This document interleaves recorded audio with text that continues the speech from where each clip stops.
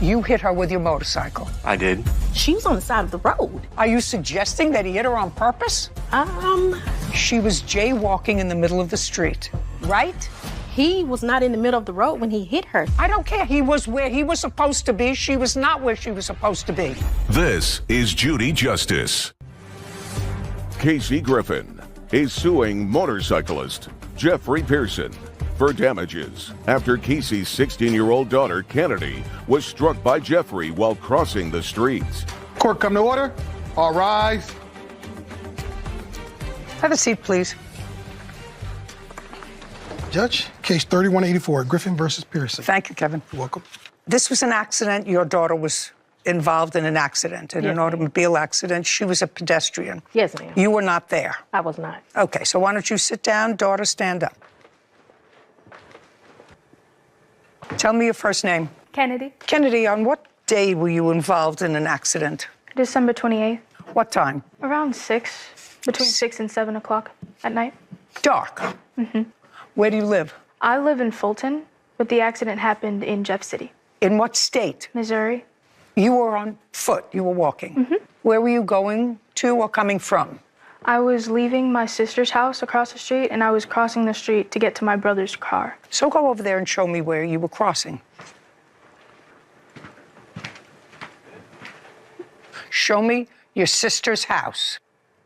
I'm not sure which one it is. You're right in the middle of a block. Mm-hmm. Okay, so you're leaving your sister's house in the middle of a block. And show me where you were going.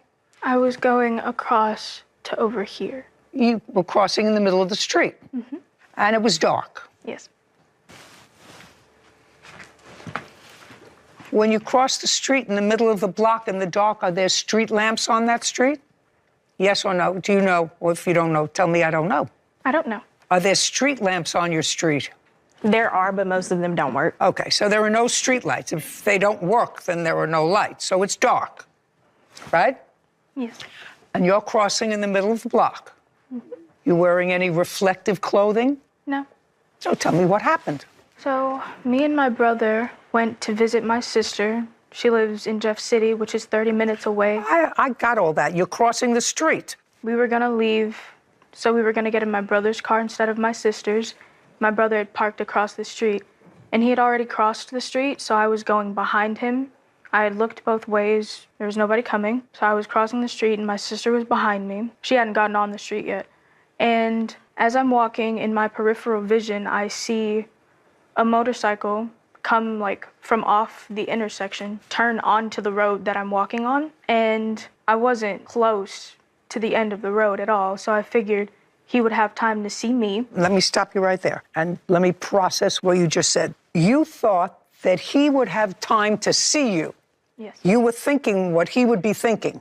Yes. And? And I was already more than halfway across the street. I only had a few more steps to get to the other side. So I just quickened up a little bit, and I was almost fully across the street, and then I got hit. Whose fault is that? Honestly, I wouldn't say it's anyone's fault. Well, certainly not his fault. Certainly not his fault. You saw him. Yes. Okay. You're jaywalking in the middle of the street, not at a corner. You saw him, and you said to yourself, Self, I think I can make it, right? Mm-hmm. And you didn't. I mean, you don't think that this man sped up because he saw you to hit you, right? Of course not. You don't think he hit you intentionally, right? No. You understand that you were in the wrong crossing in the middle of the street. No. Well, you are. You're supposed to cross at the corner. That way, people stop. I don't know if you have stop signs, if you have lights. Stop signs or light? Neither. Where? There's not a stop sign or a light. There's a light at the very end of the street. Okay. Well, I'd like you to go over to the street where you live. And I want you to show me where the light is. It's not in this picture. It's at the very end. Okay. Now, on the other street, below... This one? That one. Is it a two-way street? Yes. It's a two-way street. And at the intersection there, you have 4 lanes of traffic, and you're telling me there's no stop sign or yield sign? There's a stop sign here. Well, that's what I'm saying. Of course there's a stop sign. So at the other end of the street, there's a light, and at the corner, there's a stop sign where vehicles have to stop. Mm-hmm. Right? Right. Now you can step back. So you got hit. And what happened? I didn't black out. I wasn't unconscious, but it was kind of blurry for a few moments. I just really remember getting hit. I rolled a few times. Everything really became clear again. A few moments later, my legs hurt a lot. I stayed on the ground for a while. I don't know exactly how long. I want to say somewhere between 10 and 20 minutes until the ambulance got there, and they put me on a stretcher and took me to the ambulance.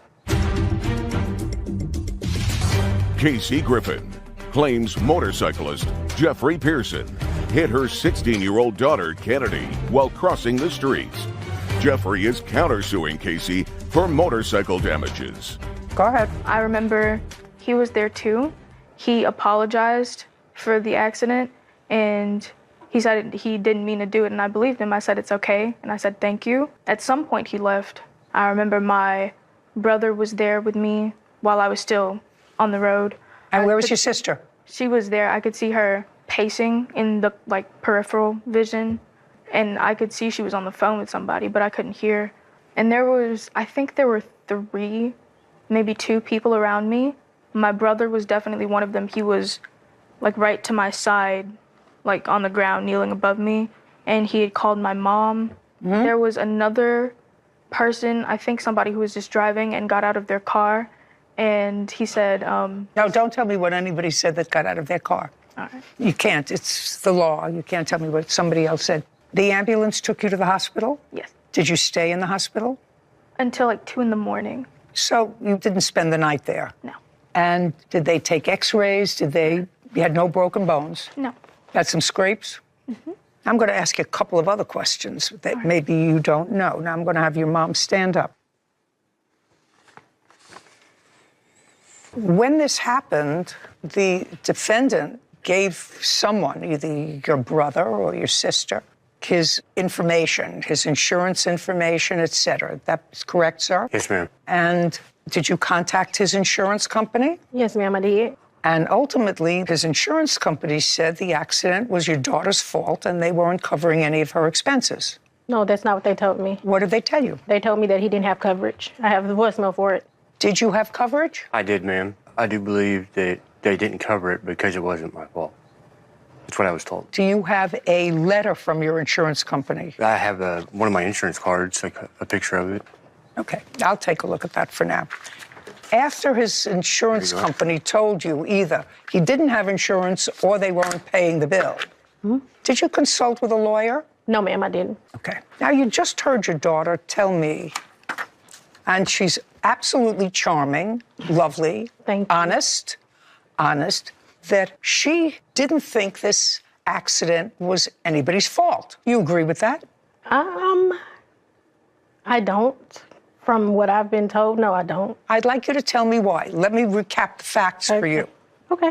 He hasn't said a word really yet, but from what your daughter tells me, and as I said, she's lovely and bright and articulate and I think honest. Mm-hmm. She is. She was jaywalking in the middle of the street, not at a stop sign, not at a light.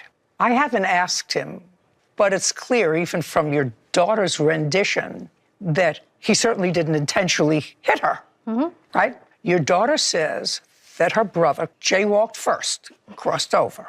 She was going second, and her older sister, I'm right, you were her older sister, right? Yes. Was behind her. She said when she got almost to the middle of the block, she saw from her peripheral vision. I was more than halfway across the street. She was more than halfway across the street. She saw in her peripheral vision his motorcycle, which had its lights on, but she thought she could make it because she said, I thought that he would see me and either stop or go around. I don't know what you thought, either stop, go around. She thought that he would be able to see her. It was like looking in a crystal ball. And he did, in fact, hit her because she was mistaken. He didn't see her, right? No lights. She's crossing in the middle of the street. She saw him. He didn't see her. And it was an accident. Because what my shock is that you are suing him for not only actual damages from whatever out of pocket you may have had, but punitive damages. And you know what that is? Yes, ma'am, I do. To punish him for a wrongdoing. Why would you think that he did something to be punished for a wrongdoing? Because she was already across the street. She was on the side of the road. He was not in the middle of the road when he hit her. She was on the side of the road when she got hit. That's not what she told me. And your daughter is touching you now, and she's saying to Mom, she's touching you, and she's saying, that's not what happened. She wasn't, your daughter didn't tell me that she was not in the middle of the road. I mean, when you say middle of the road, she wasn't on a street. She was crossing. She's not supposed to cross there. That's what I'm saying. That's what she said, but she was already across the street. My daughter has the pictures where the motorcycle was when she was hit. Her I head would like on. to see that. If you, Yes. Just a second. If you have proof Yes. that, if you have proof that he went up where the cars were parked or went up on the street and hit her, I'd like to see that. Okay. Your daughter says she really thought she could make it. So she kept going, which means she was in the middle of the road. She was in the road where he was supposed to be and she was not supposed to be. If you're telling me that he actually went up on the street and hit her, I'd love to see that. Okay. Okay, great. You have that? Well, he didn't come up on the side of the road, but Well, that's what your mother just said. he was very close to the sidewalk. She was probably about 2 steps away from the sidewalk. I don't care. He was where he was supposed to be. She was not where she was supposed to be. I think it was just more so it was kind of impossible for him not to see her because she was basically crossing the street. You're not suggesting that what your daughter says is true, that it was basically not possible for him not to see her. That would mean to me that he hit her on purpose. Are you suggesting that he hit her on purpose? No, ma'am, I wasn't there, so. You're not suggesting he hit her on purpose. No. Of course not, because his motorcycle was damaged. Why would he hit her on purpose? Okay. Casey Griffin is accusing motorcyclist Jeffrey Pearson of hitting her 16-year-old daughter Kennedy while crossing the streets. Jeffrey claims Kennedy caused the accident and damaged his motorcycle. An accident is what happens when people don't mean to do something on purpose. That's an accident. When you look at an accident, you have to say, listen, if you have a toddler, a 2-3-year-old, and that 2 or 3-year-old darts out between 2 cars, and a motorist can't stop in time and hits that child, whose fault is that? I'm asking you a question. I want you to picture this. Cars parked on both sides of the street, motorist is going within the speed limit, right? And a little kid darts in between 2 cars out in the street, and the car hits him, and he's hurt. Whose fault is that? The child? Actually, it's not the child's. It's the parents who were supposed to be watching him. And nobody's suggesting that you're supposed to watch your daughter because she's grown up almost. Because she's allowed out at night, you allow her to make decisions for yourself. She's as tall as you are. She's bright. So she has to take responsibility for herself. She didn't dart, but he's not aware of what's going on in her mind. So this was an accident. And I can't ascribe any blame to him for that accident unless you saw her. I did not. Well, tell me, you were traveling and you hit her with your motorcycle. I did. If you had hit her going 55 miles an hour, she would be dead. Presumably so, yes. She not only fortunately was not dead, she wasn't seriously injured. Correct. Which suggests to a reasonable person that there was not an excessive speed involved. So I want you to tell me what you saw as you were riding down the street. I thought it was closer to 8 p.m. I turned off of the highway coming from the store and got up to the stop sign, and I went right, which is where this happened. Point over there. Can I go Yeah, here? go ahead. Okay. I come off the highway right here at the stop sign and turn up this way. And as I'm coming up here, there's another car coming down this way toward me. And the car coming toward me, the headlight blinked out for a second. So I let off my throttle on my bike. And then next thing I know, 3 feet in front of me, a girl appears. Now I'm riding down the middle of my lane. I'm not on the sides. I'm not in the middle of the road. I'm in the middle of my lane. When I seen her, I tried to veer off, but I couldn't. And my bike came to a rest. Right there's the entrance to the parking lot. My bike came to a rest right here. She was right here at the corner of that entrance, and I was off my bike trying to help her. Okay. What happened to your motorcycle? It damaged the front end of it. I mean, it demolished the front end of my motorcycle. I have pictures if you'd like to see them. I would. I also have an estimate on how much damage it did. This is an older bike. Yes, ma'am. Yeah, I can see it's an older bike. What year bike is it? It's a 1994. When did you buy it? About a year and a half ago, Who'd you buy it from? on the internet, right off Facebook. How much did you pay for it? I paid $1,500 for it. Just for giggles, I want to see the estimate that you're going to give me.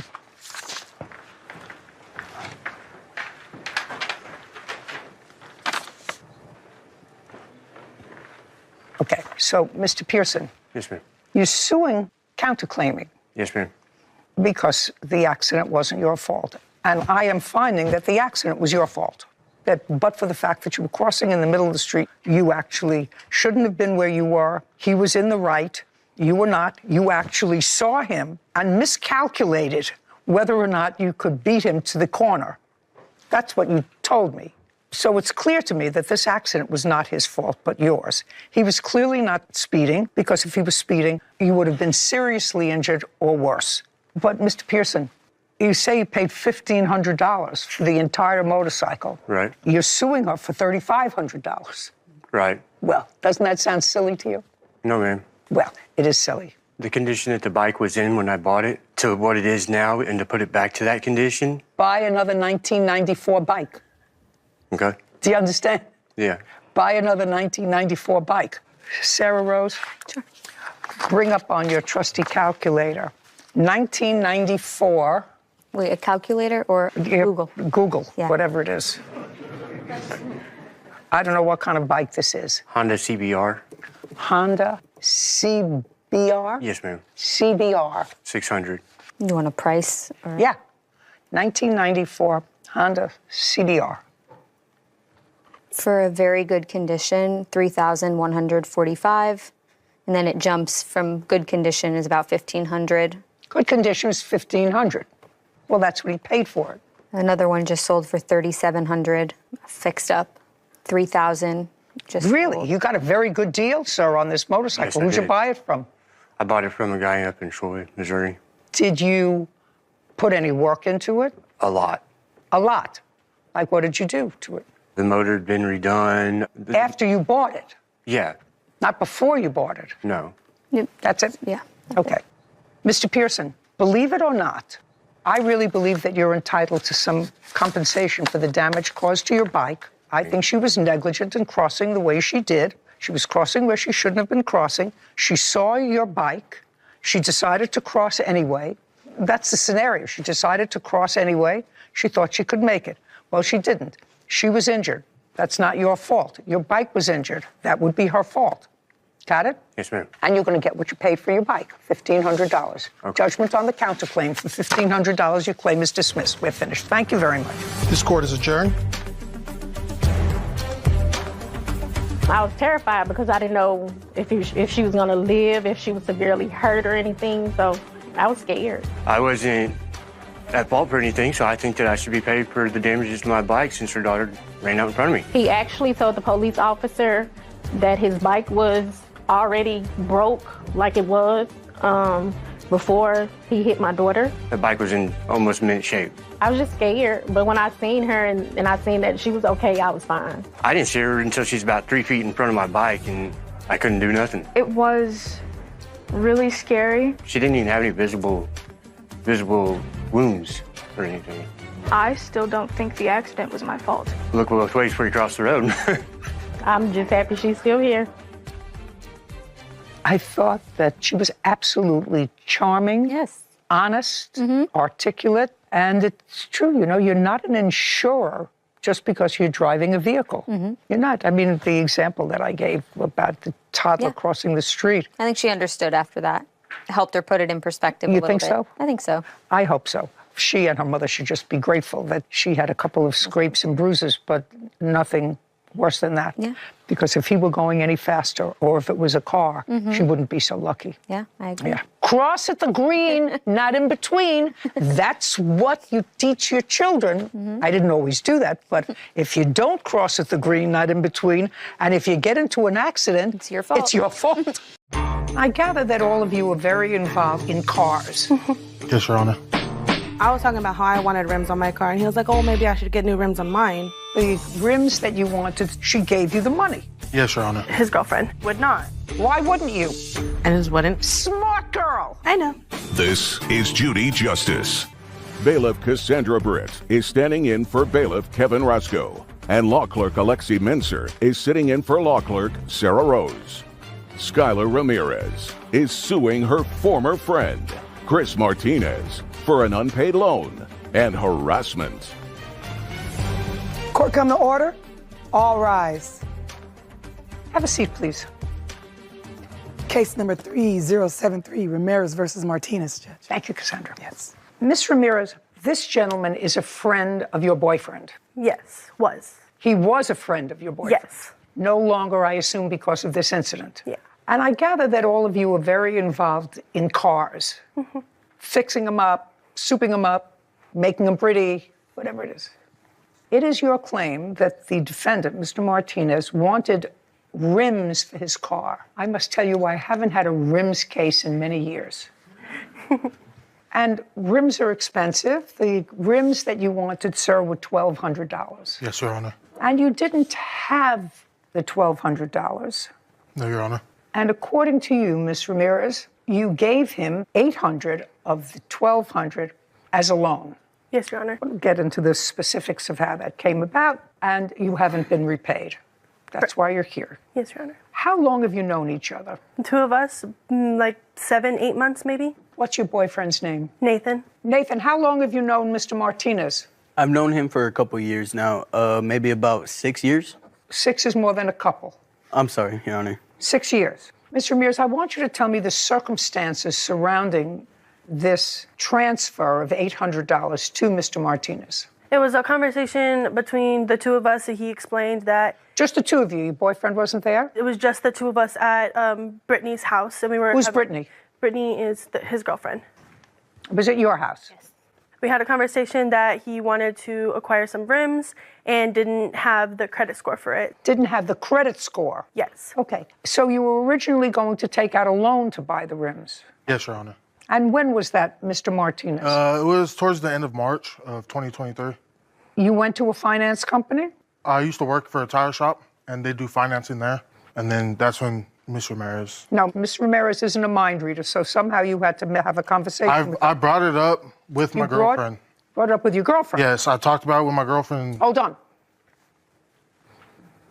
Good morning, Your Honor. Tell me your name. Brittany Gallardo. I want you to tell me the first conversation you had with your boyfriend about these rims.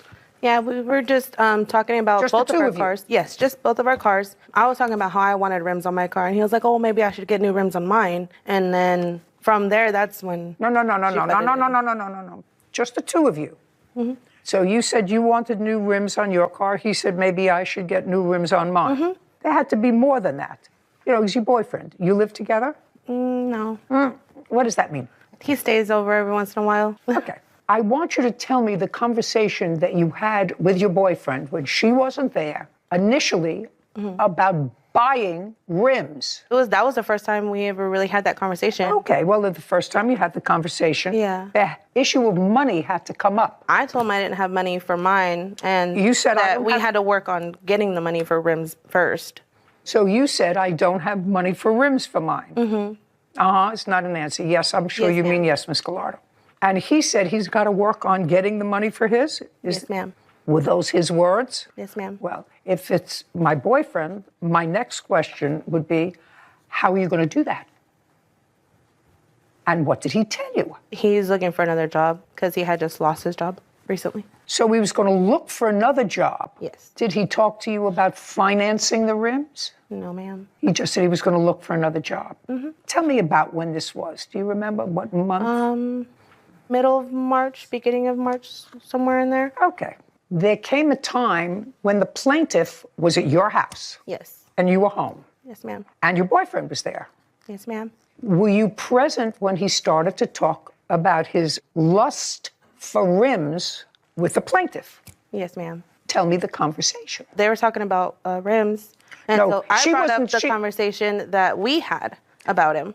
And then she was like, oh, why don't you guys just get him? And I was like, well, I don't have the money right now, and he still has to find another job. So until that happens, we can't really do much. And she was like, oh, well, I could be your friend and I can help you guys finance, but the work that he does on my car should be free. No. Careful what you say to me. Be really careful. Yes. You want to be helpful, but don't get ensnared in the web, Okay. because I weave that. Yes, ma'am. So she was there. You started to talk about rims, Yes, ma'am. financing them. She said, I could help you guys out by financing. Yes. And you had tried to finance. No, Your Honor, I haven't tried. Okay, so you hadn't gone to anyone else about financing. No, Your Honor. Okay, so she said, I could help you guys out financing. And what did your boyfriend say? No. Sorry. Scalardo, right here. So- Not him. He may be permanent, he may be temporary, you never know. This tape is forever. I know. I know. Good. 10 years from now, you probably will have to look at pictures to remember what he looks like. Do you know what I mean? Yeah. Yeah. Skylar Ramirez claims her former friend, Chris Martinez, refuses to pay back a loan for car rims. Okay, she said, I think I could help you out financing. And? They had their conversation. I went inside because I have kids. So I just went inside. Oh, so you didn't hear? So I heard the conversation from the door because I just went to go check on the kids. But I said, I would rather you wait until we can do it on our own. And so their conversation came up because she had already gotten work done on her car. So, and she kind of already owed him. There's no almost Okay, well, she owed him money for the labor that he was doing on her car. And because of that, he was like, well, if you do that, we can just call it even. And You heard that? Yes, ma'am. And so she was like, so you're going to do my car for free? And he said, yeah, I'll work on your car for free, but you have to finance and pay for the rims. That day that they went to go get the rims, I guess, he had to put cash out of his own pocket to get the rims that day. How much, sir? I put $400 down. You put down $400, but the rims were $1,200. She got financed for $800. The rims, cash-wise, were $1,200 out the door cash. There were more because interest, so I put $400 down. So she gave you $8. Yes, Your Honor. And that was sometime in March. Yes, Your Honor. Between March and May, what work did you do on her car? Every time they needed something done on their car, they show up to my girlfriend's house late, around 11 o'clock, 12 o'clock at night, asking for work to get done. I've done oil changes on the car, their brakes, spark plugs. I asked you a specific question. Between March, which is the time that she advanced $800 towards your rims, and May, what work did you do on her car? Your Honor, it varies. I've done multiple stuff within that time period. This is her boyfriend. He used to be your friend. Yes, Your Honor. He's not your friend anymore. No, Your Honor. You want to tell me why? Because this whole situation, the way it turned out to be, he's just going off what she says. He's Well, you've been following her. friends for 6 years. Did you have a discussion with him? Because there came a time when she wanted her money back. Because now she's got this loan that's built up interest, right? Yes, Your Honor. And so you had to have had a discussion with Nathan. Nathan. Nathan really never talked to me about anything. It's always Skylar going through his phone on his Instagram, talking to me about it, or having other people call me. May I say Nathan? Nathan, did you ever have, after the exchange of this money and after your girlfriend took out this loan, did you ever have a conversation with Mr. Martinez?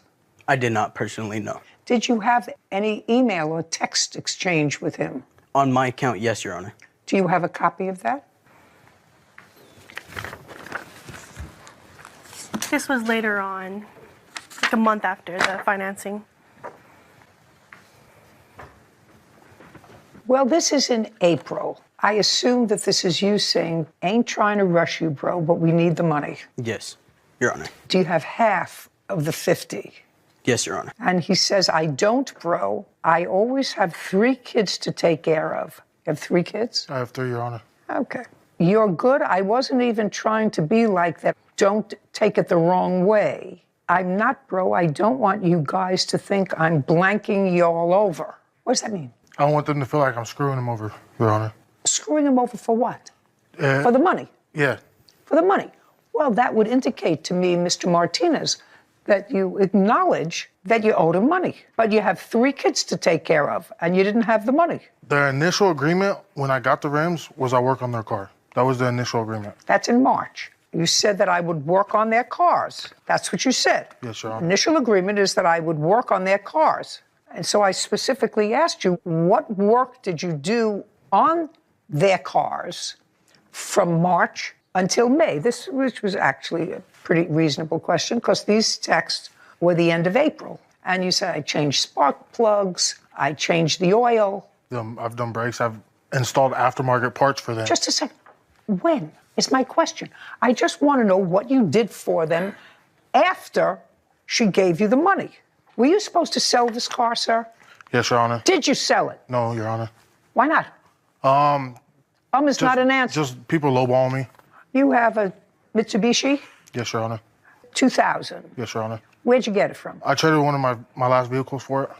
You traded? Yes. What did you trade it for? I had a 2013 Cadillac ATS, and I traded my homeboy with it, and he gave me cash on top as well. When? I want to say beginning of February. Oh, so you didn't have this car very long. So it was No, your Your Honor. intention of flipping the car once you Yes. put rims on it. Not even that. I was going to sell it with stock rims, too. Then what'd you invest $400 of your own money and $800 of her money for? I wasn't going to sell it, the vehicle with the rims on it. People that messaged me about it, I told them I'm selling it with stock wheels because I'm not going to lose $400 out of my own pocket. So. Does he take care of your cars? He did change our brakes. He did. On one car or 2 cars? One car. One car, Your Honor. You live together? Yes, ma'am. Yes, ma'am. Okay. So he changed the brakes. Do you remember when he did that? March. What else did he do? He did a spark plugs a few days later. And then there was a leak in like our router or something like that in the brakes, and he changed that. But other than that, it was like small little things. He painted our rims. We helped him paint the rims together and stuff. When you go over to where they live, he does it at his house? No, he does it at Brittany's house, his girlfriend. We would text him and I'd tell him that I get off late, and he said to just come through later on in the day whenever I'm off work. So it would be late and I would let them know that, and they were okay with it until a time, and then they told me that's not okay, and I said that's fine. Like, I respect the boundaries. What arrangements did you make to pay him? Anytime he would do our thing for us, like the brakes, for instance, he told us that it'd be $50. And I told him that I'd cash up it to him, and I cash apped him $50. So you paid him for the brakes? Yes. $50? Yes. And you can show me that? I have it on my phone. Did she pay you $50 for the brakes? She's going to show me that For the you brakes, did. yes. Spark plugs? I've never received a payment for spark plugs. Spark plugs? No, he said that he would do the labor for it if we paid for the parts. And how much were the parts? Altogether, because we bought it with the brakes, it was like $156, somewhere around there and some change. Okay, and you paid for the parts? Yes, ma'am. Okay, now, Mr. Martinez, I'd like you to give me some indication of how many hours it took you to change the spark plugs. Roughly about 30 to 45 minutes. 30 minutes. And then you said there was a router. Rotor. Yeah, sorry. And was that also around the same time in March? Yeah, it was all around the same time. He was supposed to do it the same night, and then he exclaimed that it was getting late and if we can do it another night. Okay, so far you've paid him $50. Did you pay him anything for the router? No, he said he was going to do that because he noticed When it I was did the leaking. brakes. So he did those things within a 48-hour period. Around there or some. And for that, you sent him $50. Yes, ma'am. Which you acknowledge you got. Yes, Your Honor. Those are the things that you said were done, right? That, oil change. Oh, just a second. When did you do an oil change? I did the oil change the same day I did the spark plugs.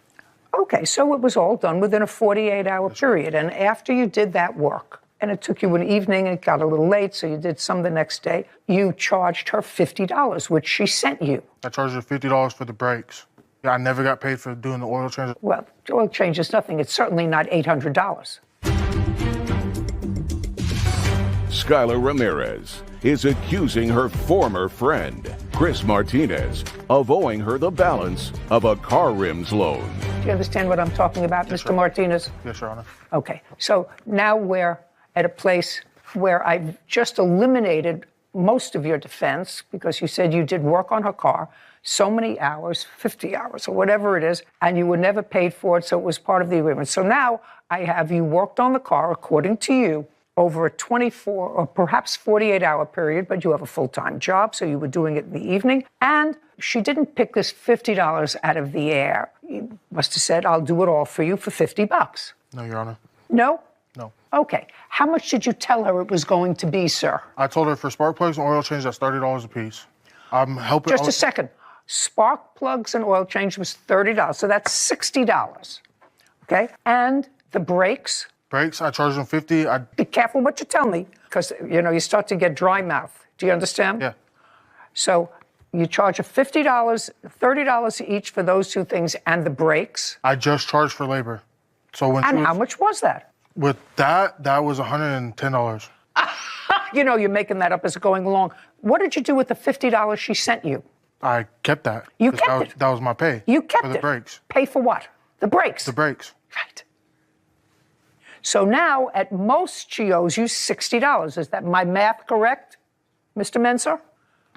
At most, she owes you $60 because you said $30 for the spark plugs and $30 for the oil change.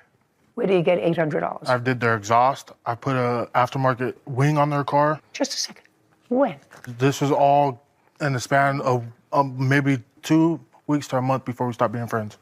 Ms. Ramirez, now I want you to tell me about the conversations because I've been on that team for a while. Now I want you to tell me your version of how it came about that you took out this loan for $800. So the conversation was at Brittany's house, and the three of us were there. We communicated that he didn't have enough credit, and he asked if I would finance for him because Brittany would not. So I explained. Why wouldn't you, Brittany? You couldn't or you wouldn't? I You wouldn't. I wouldn't. Smart girl. I know. I don't know. Smart girl. You're thinking about that photograph, right? Sure am. So? Yeah. And he said Brittany would not, and? Brittany would not, and so he asked if I would do it for him, and I said, well, yes, of course. Like, we're friends. I will help you out, but we have to make an agreement because I want to make sure that I'm not losing any money out of pocket because I'm just doing this to help a friend. And he said yes. We went to the place on March 29th. We went to the Rims place, and they told us the papers right here of how much it would be together, $1,800. The payments are $71.40 every other week. And he said that he would pay me every other week so nothing had to come out of my pocket. We never made an agreement of he would do the car, whatever. I'm not talking about the car. But I had no idea that he paid any money out of pocket. On the lease, it says nothing about him paying any cash money whatsoever, and that's why the total is so high. And do you have any communications with him other than what Nate has shown me about the loan? This is the cash app. He sent $50 and then called me and asked if he can have 20 back for gas. And so, as you can see, it was in a period of time. Mr. Martinez, what did you send her $50 for? I was towards the rims because I was getting harassed every day about it. Just a second. So this was payment, a $50 payment for the rims, but then you asked for cash money back. I never asked for money back. So you paid her $50 towards the rims, and you did that beginning of April. Yes, Your Honor. And then I see another payment. No, that was the 20 that I that she sent gave back, you back. He called to ask for some back. Did you ever borrow money from him? No, Your Honor. Because it says, I'm confronting you on a big boy issue. Yes. We always paid you back. I'm talking about the parts where he did like the spark plugs and the brakes and all that. He said that I never paid him, but he knows that I did pay them for those. So that's what you were talking about? Yes, that's what I was talking about. We always paid you back. How much do you owe the finance company now? Today, if I were to make the purchase, it would be $892.15. But that's already after I made payments already. And how much did you make in payments that you can prove to me? Escalado, how long have you known him? Way too long. I want to say 13, 14 years now. You live together? No. Is he the father of these children? No. Do you work? Yes, ma'am. What kind of work do you do? I'm a masseuse. You support your kids? Yes, ma'am. What about him? Does he support his? Yes, as much as he can. Well, you know, you have to eat regularly. Right. He does, mechanical work and stuff. He goes and spends time with his kids and. But you know, if you have 3 kids and you don't work all the time or work at a not high-paying job. Right. Doesn't it sound moronic to spend $1,200 on rims for a car? Yes, ma'am. Sounds like something a 10-year-old would do. You know, not somebody who was a responsible parent. Because you have kids. Yes, ma'am. And when you said, I'd love to put rims on my car, you said, I can't afford it. Yeah, I can't afford it right now. Ta-da! How much did you make in payments? Altogether, I made $416 in payments. I had some late So you fees. paid so far $1,316. Is that correct, Lexi? $890 and $416. Yeah. I have $1,306. Yeah, $1,306 is what you paid so far. The $890 would clear the debt? Yes, it would make it your own. Now, $1,306. Judgment for the plaintiff. Thank you very much. Remember that picture? Yes, ma'am. Case is now closed. Court is adjourned.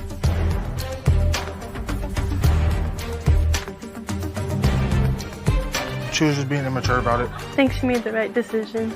I'm a parent of 3, and I'd rather not put myself in a hole that I can't get myself out of. Yeah, I really wanted it to work out, but I feel like it was just immaturity that made it go like that. Stick to the agreement that we had, which was working on the car. Every time he done work on our car, we always paid him. Friends come and go. The world works in mysterious ways, and I think he just likes it that way. So, Alexi, let me tell you my takeaway from this case, which has nothing to do with the law. It has to do with Miss Gallardo, who I found absolutely charming. I actually found the plaintiff and her boyfriend also honest and charming. The defendant, on the other hand, is a hustler.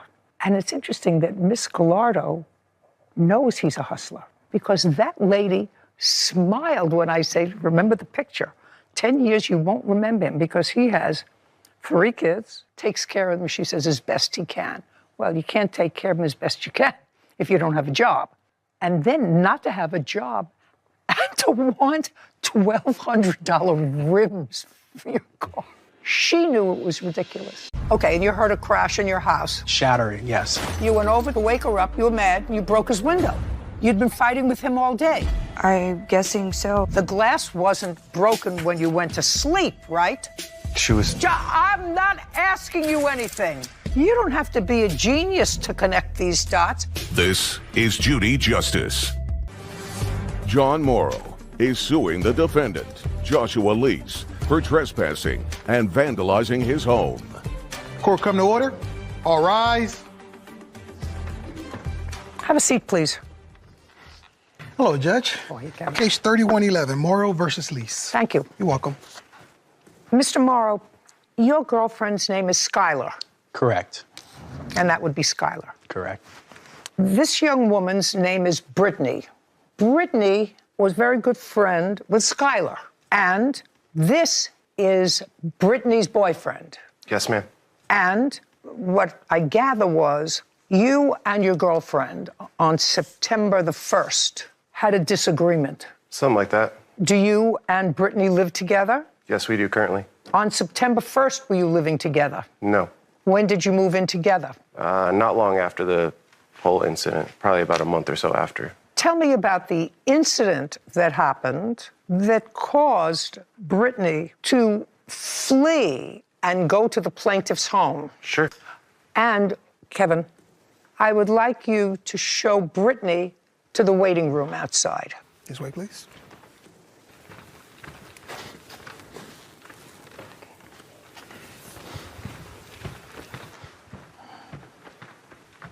All right, Mr. Lease. Now I'd like you to tell me what happened between you and Brittany on September 1st. She had gone out drinking with Skylar and Mr. Morrow. I was upset that she went out drinking because we had alternate plans. Okay, just a minute. Had you been working? I had worked. And when you came home, how did you find out that she was out with... She told me, she said, I went out drinking. How did you communicate? In phone.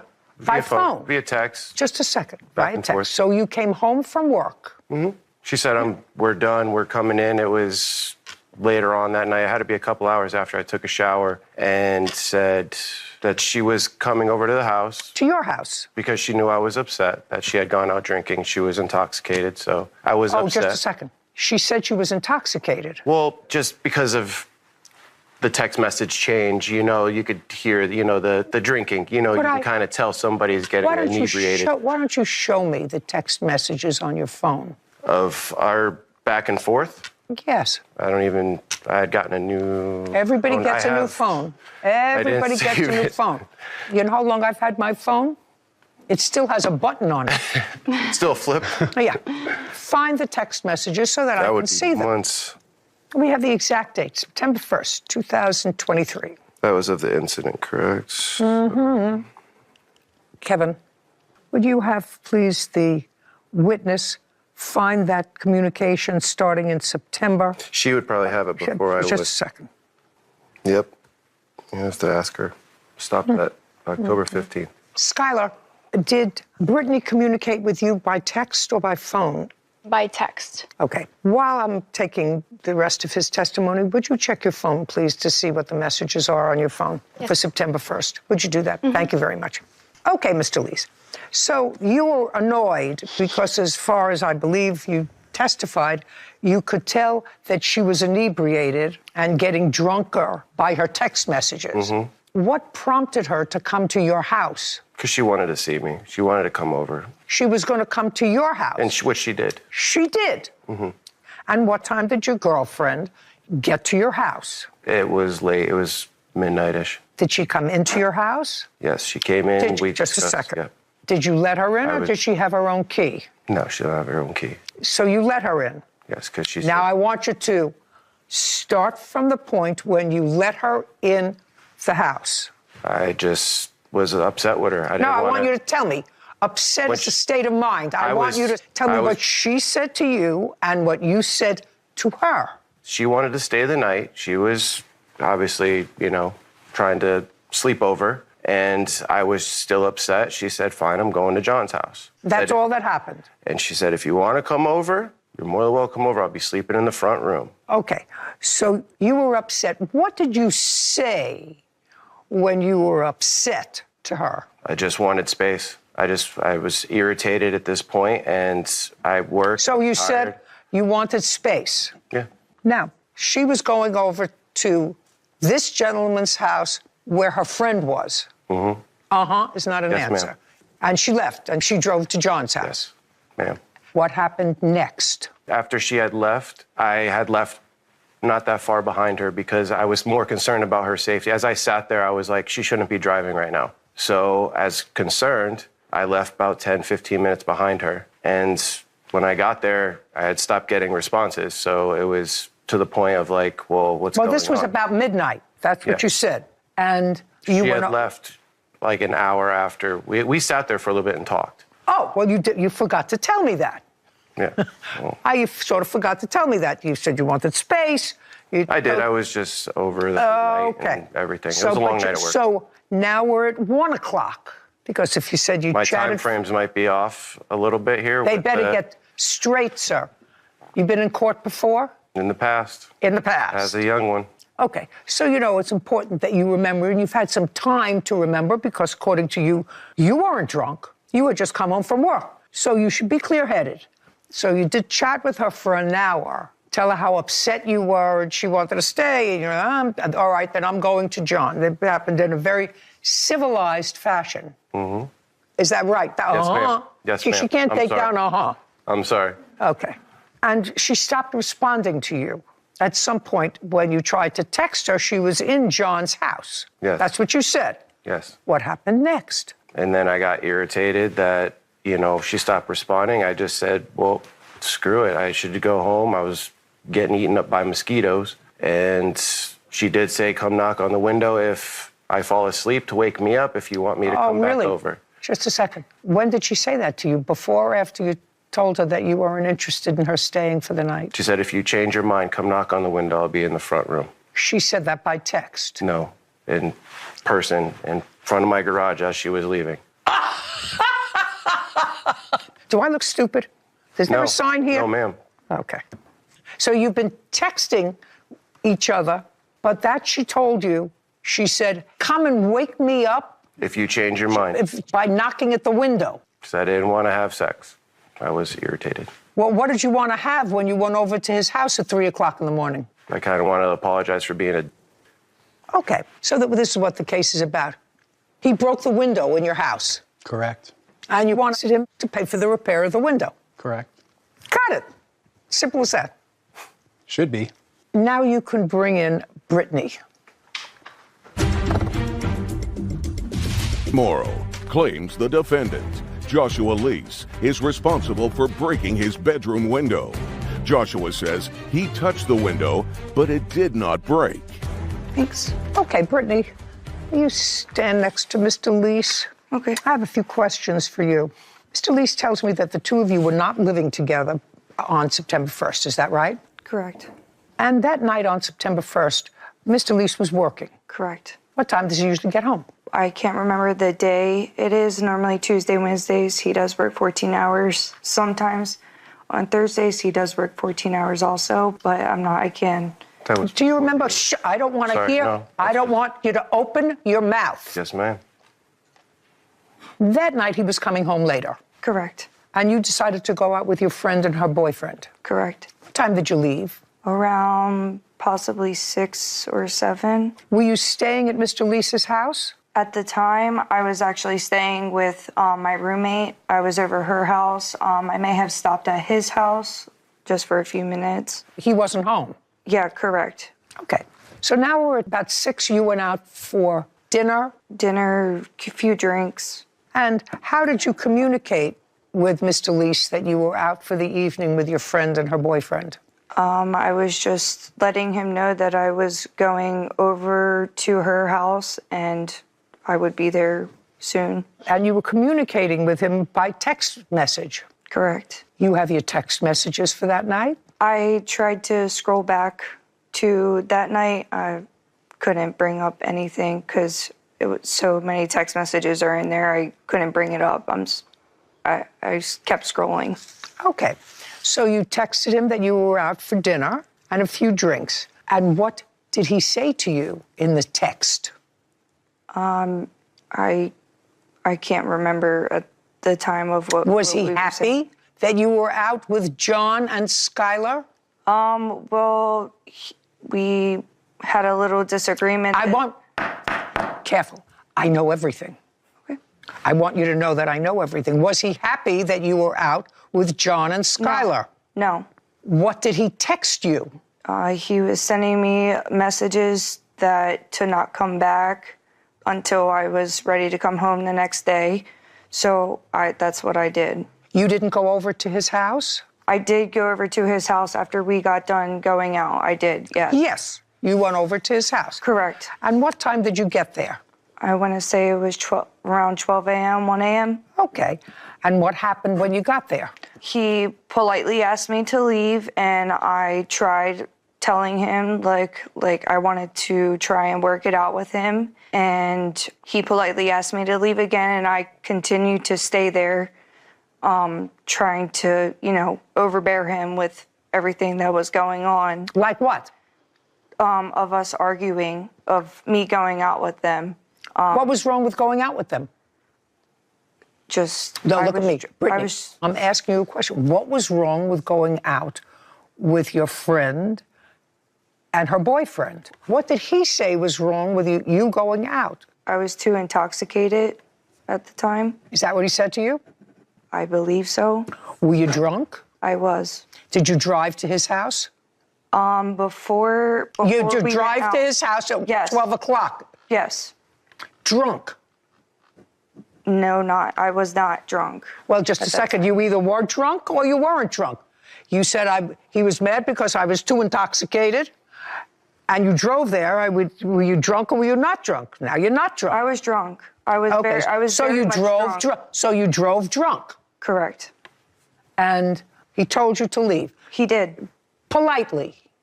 Politely. Just a second. Politely at first, yes. Politely. I just want to tell you who you're dealing with. I'm 80 years old, plus one. This is not stupid. How did he tell you to leave? At first, he nicely asked me to leave.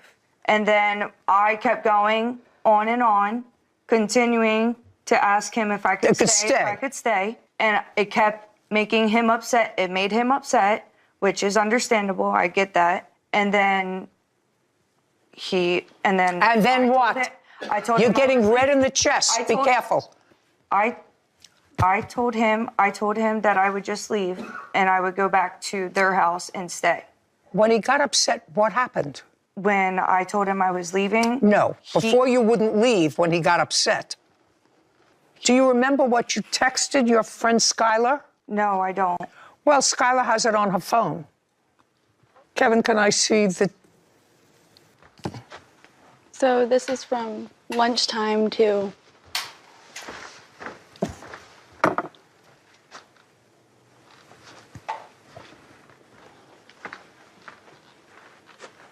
Well, you had been fighting with him all day. You'd been fighting with him all day. That's what you told her. I'm guessing so. I don't... What do you mean you're guessing so? That's what you told her. Am I reading this wrong?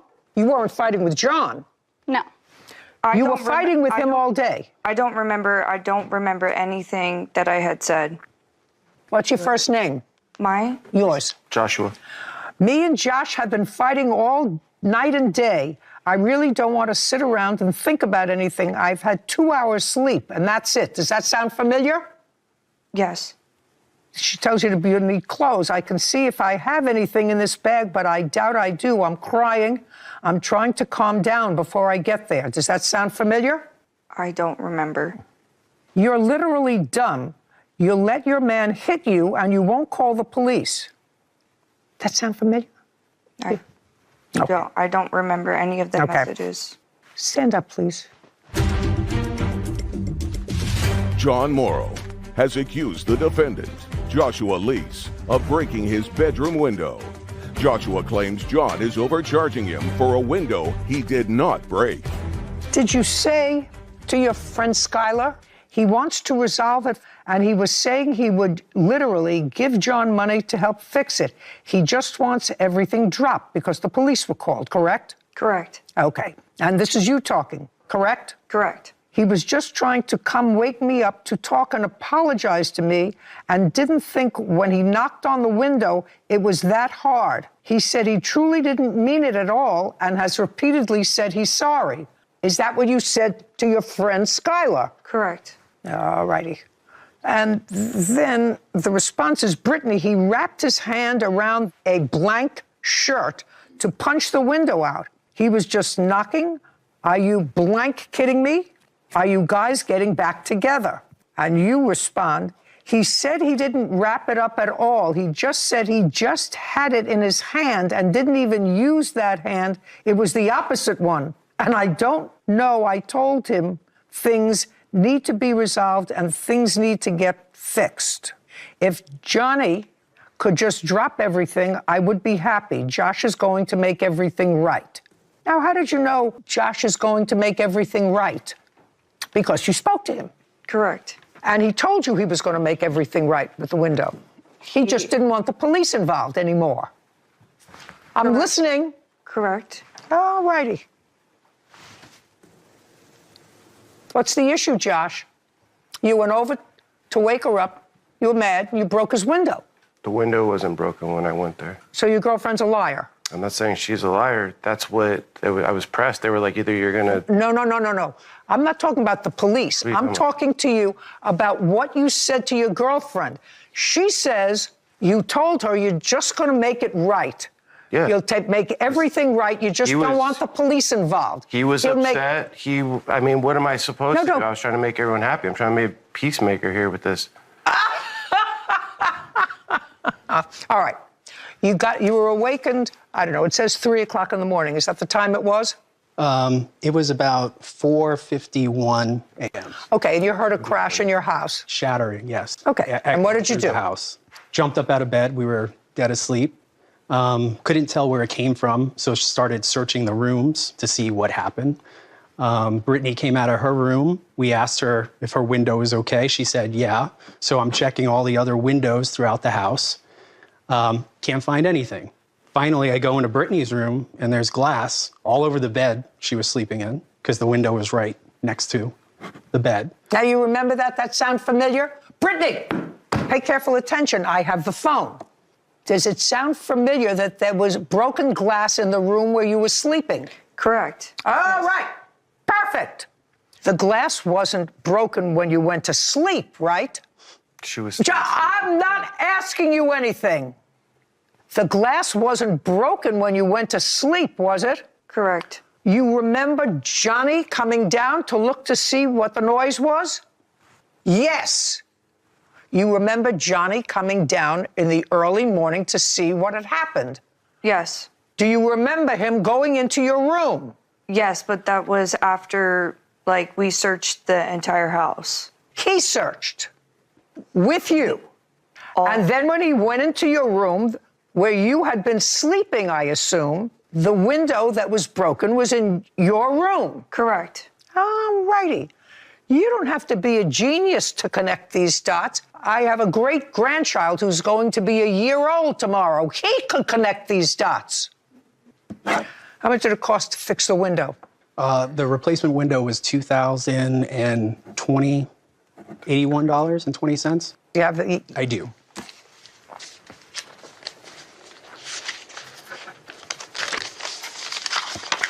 It was 2 payments in yellow.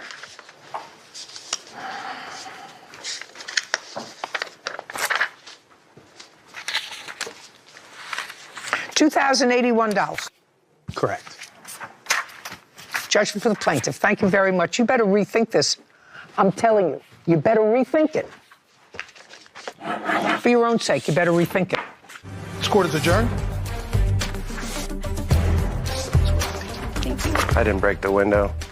And $2,100 for a window in Florida, that's not impact proof. That's insane. I think the judge was very fair and could see through their lies and their story of what happened that night.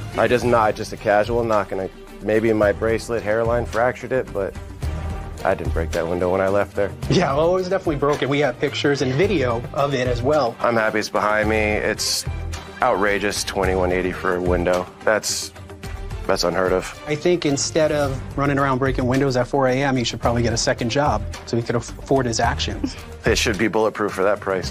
Thank you, Judy Justice. Thank you. So to all the young ladies out there, there are warning signs. And sometimes the need to nest, which most women have, obscures your good judgment. But if you have to flee somebody once, it should be the only time. Sure. Even if they get annoyed at you going out for dinner and drinks with your friend and her boyfriend. Or partner, red flag. That's the first one. That doesn't jive with, I came home from work, 8:30, 9 o'clock. I was tired. I worked a 14-hour day. And then you're up 4 o'clock in the morning because you've been texting back and forth, which both people conveniently couldn't find.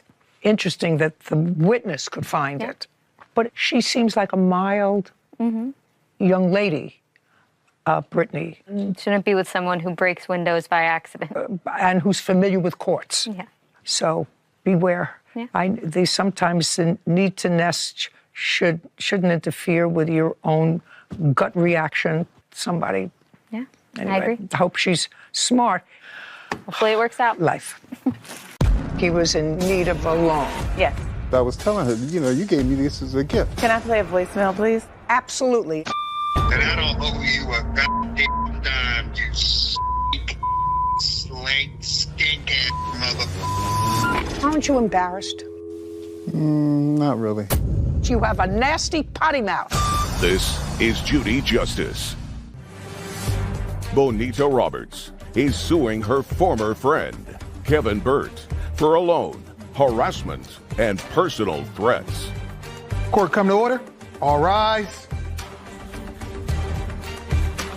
Have a seat, please. Judge, case 3113, Robert versus Burt. Thank you. You're welcome. Ms. Roberts, you and Mr. Burt became friends because you were living in the same community. Yes. And according to your complaint, the defendant at some point told you that he was in need of a loan. Yes. And you made that loan to him. And what was the amount of that loan? It was $190. And he paid you back? No. Well, according to your complaint, you had, in fact, loaned him money in the past, and he had paid you back. Yes, he did. Okay, and that was $2,000. Yep, $2,000 one time, $300 another. And then there came a time in December of last year when Mr. Burt again said that his account was a little overdrawn. Yes. And he asked you if you could loan him that money. Yes, and he would pay me back the following day. And you did?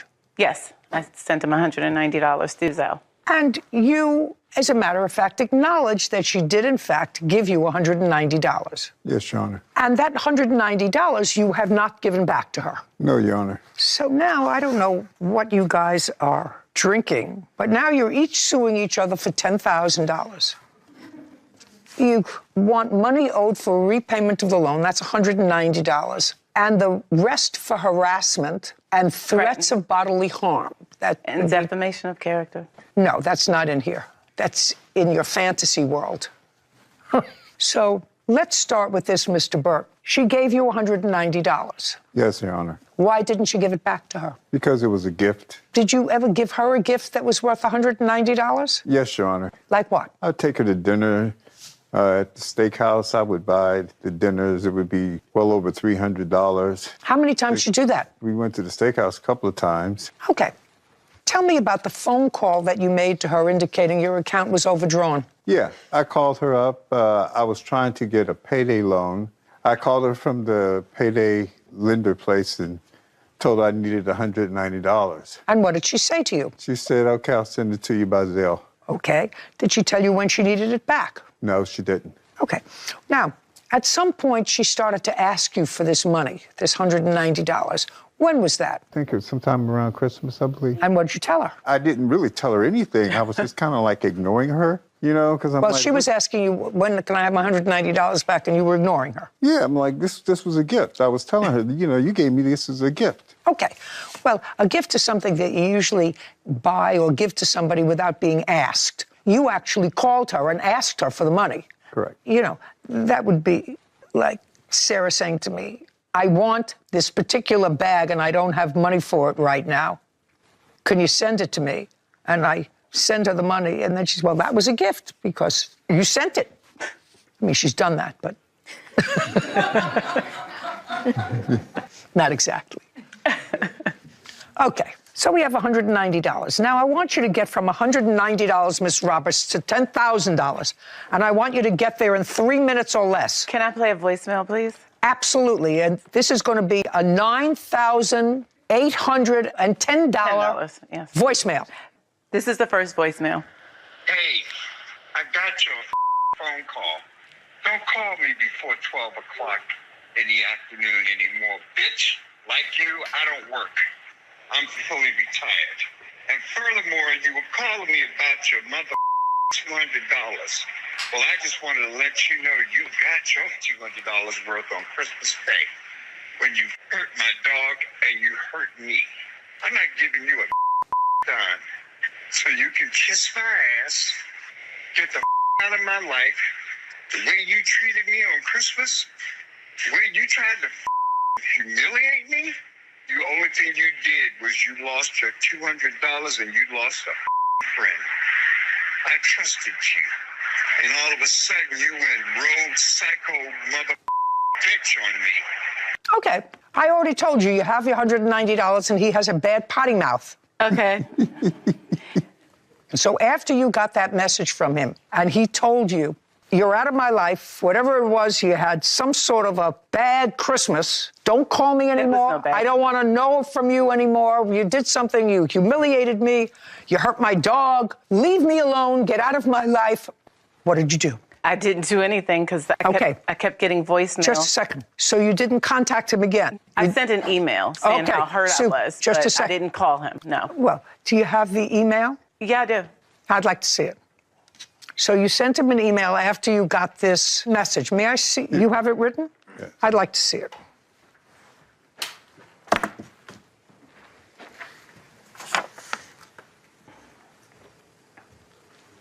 Okay. This is a very nice email, Mr. Burt. So far, it's a very nice email. I'm going to read it out loud. It said, just so you can hear how ridiculous you get when you're inebriated. I really pray that you get some help. This has to stop. I have only been a good person to and for you, and you turn around and say these nasty things to me because you don't want to pay me back. I've always been there for you whenever you were in need, loaning you money when you need it. For you to make up a bunch of lies, it truly breaks my heart. And I feel so sorry for you, but I will pray that God helps you get a peaceful, calm space where you don't require liquid courage and possibly keep one good person around you. And she doesn't say anything nasty to you in this email, sir. It says, I will see you in court because I'm not going to allow you to steal money from me. I really thought we were friends. Body. Lovely, lovely email. If I got that message from you, sir, I would not have sent you this, except she probably knows that you're a drunk and that she felt sorry for you. On Christmas Day, did you go out and buy yourself a little pint of vodka? Yes, I did. And bring it, but shut. Sorry. Does it look like I need help from you? You don't. Oh, okay, good. Bonita Roberts claims her former friend, Kevin Burns, refuses to pay back a loan and harassed her. Kevin is countersuing Bonita for filing a false restraining order and emotional distress. So what you did was nasty.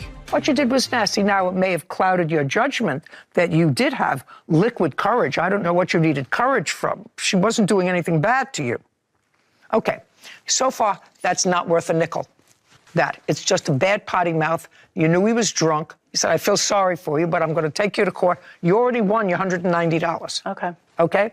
We're getting to $10,000. Now, you say that he threatened you. He did. And it's on a voicemail. Yes. Okay. I'd like to hear the threatening one so far. Okay. It's just I'll potty mouth. First of all, can I just, a little backstory. I had knee surgery. He threatened to harm my knees. Okay, I'm When listening. I asked for the money back. And this is what really bothered me. I just got the notice from Wells Fargo of you begging for $190. I'm going to call Wells Fargo and I'm going to let them know that I don't owe you a dime, you broke-ass bitch. And you better keep your communication with me either by phone or by email. Because if you ever show up at my house, God help you. I'm going straight for the knees. Okay, got it. Aren't you embarrassed?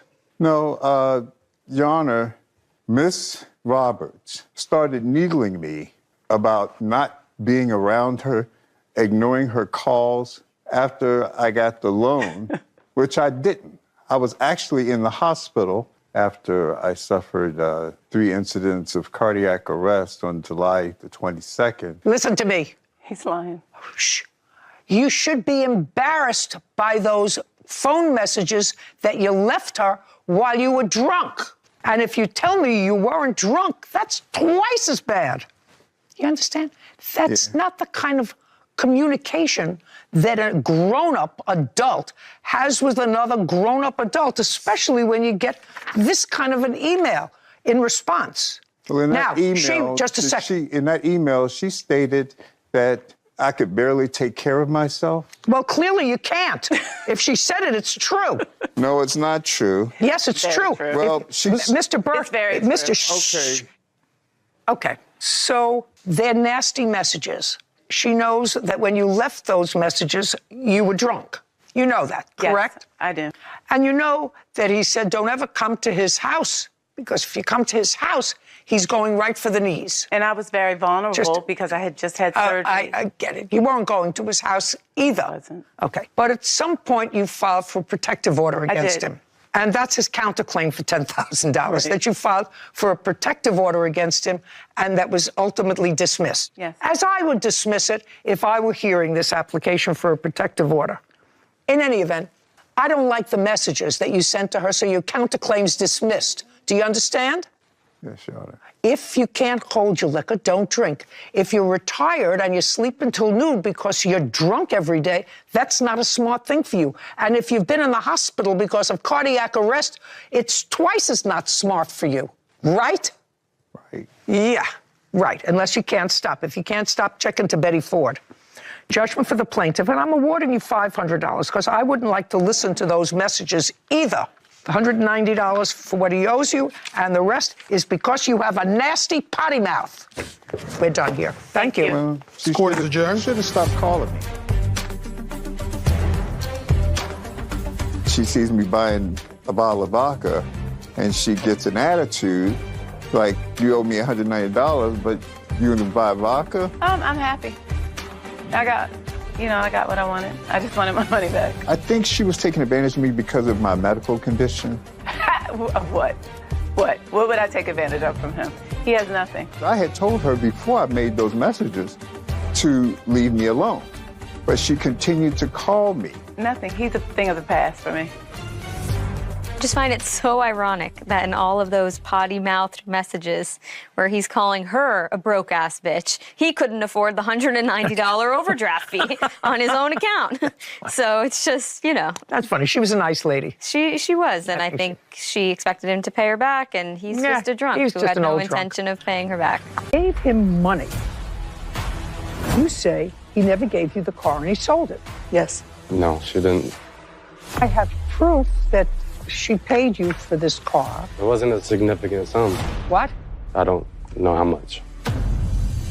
I immediately don't like you already. This is Judy Justice.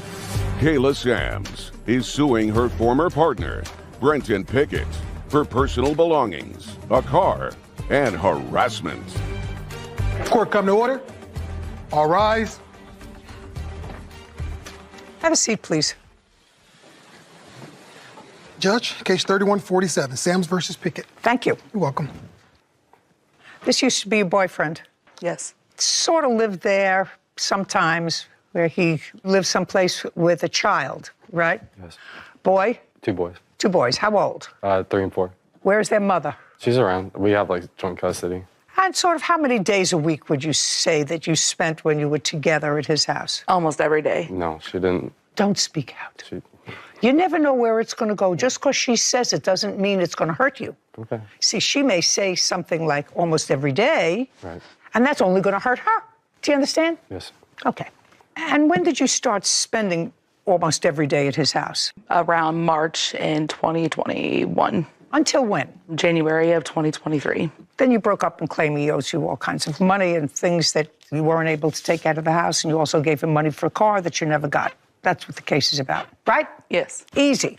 Okay. You bought a whole bunch of electronics at a rent-to-buy. Give me the name of the company that was rent-buy. Rent-A-Center and American Rental.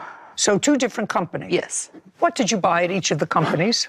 With Rent-A-Center, I bought the Xbox One and then the TV. And with American Rental, I bought the PlayStation 5 and the sound speaker set. In what year did you buy each of these things? In 2020 is when I bought the Xbox One. 2021. In just a second, in 2020, so before you met him? Yeah, that one came before I met him, yes. That one came before you met him. So in 2020, you bought the Xbox One and the TV? No, the TV was bought later in 2021. So that was bought after you met him? Yes. Now, you bought the Xbox. Did you finish paying for the Xbox? Yes. Prove it.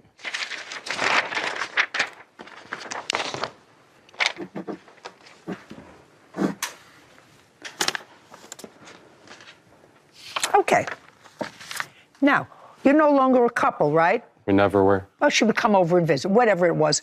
Let's say that you're a nasty guy and you just used her for the electronics and for whatever else. Let's just say you never dated, you were never together, you're just a nasty guy. Where is the Xbox? It's with my son. Where is your son? At home. At your house? Right. We're at his mom's house currently, but... Listen, double talker. You live with his mom? Do you live with his mom? No.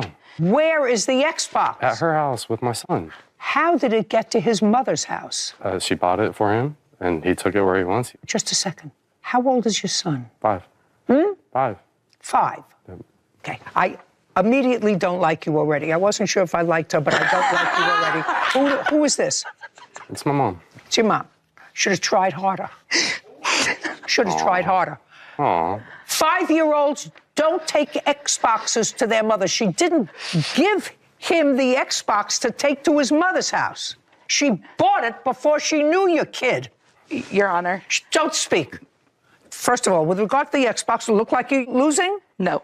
Sorry. All right. She bought the Xbox before she knew your kid in 2020. You say no? Prove that she's mistaken. Did you buy the Xbox? No. When was it purchased? I don't know. I didn't ask for You it. don't know? She just brought it over? Yes. And when she brought it over, did you ever use an Xbox? Do you know how to use it? Yeah. That would be a yes, not yeah. Yes, you know how to use it. Yes. And so you used it, And in 2021, when she came over, so your son now is 5? Uncross your arms. Your son now is 5? Yeah. So in 2021, he was a year and a half old, right? Something like that, yeah. I'm not great in math, but that would be about right. He just turned 2 right when we got together. So he was 2. Okay. Now, you're talking to somebody who's had a lot of kids, 13 grandchildren, got a great-grandchild who's a year old. They don't use Xboxes when they're 2. His father used the Xbox. I don't. Then she used it to play. She didn't live at my house to play it. You should have tried harder with him. So, where do you come from? Indiana. You want to go back to Indiana? You flew here. We paid for the ticket, right? Yeah. Get the Xbox back. He will break it. Shh. Oh, no, he won't, because he also, when he comes here, he gets an appearance fee, which you're not going to get until she gets her Xbox back. Do you understand that? Yeah. You understand it perfectly. Yes. Right. The appearance fee that you're promised is going to be zippity-doo-dah until she gets her unbroken Xbox back.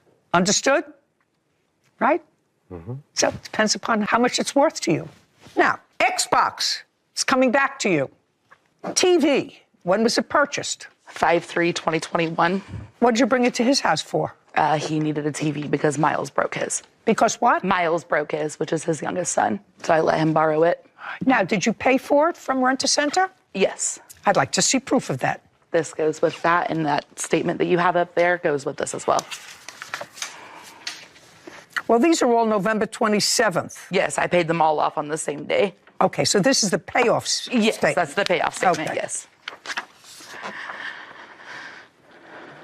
Okay, where is the TV? At my house. What? My house. Okay, we're going to make arrangements for her to pick up the TV. Same conditions. 0 money. Do you understand? Until she gets back her property. Kayla Sams claims her former partner, Brenton Pickett, kept her personal belongings and never gave her the car she purchased from him.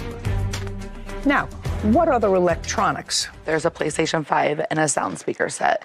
And I know that he does not have either one of those because I've been told that he sold both of them. Did you sell either one of those two things? Put your hands down.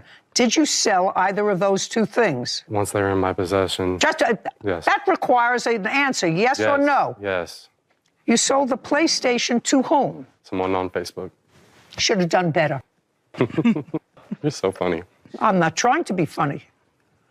I feel sad for your mother. I know she probably put in a lot of effort into you. You would think.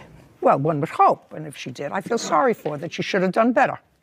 Okay, so how much did you pay for the PlayStation? $2,699.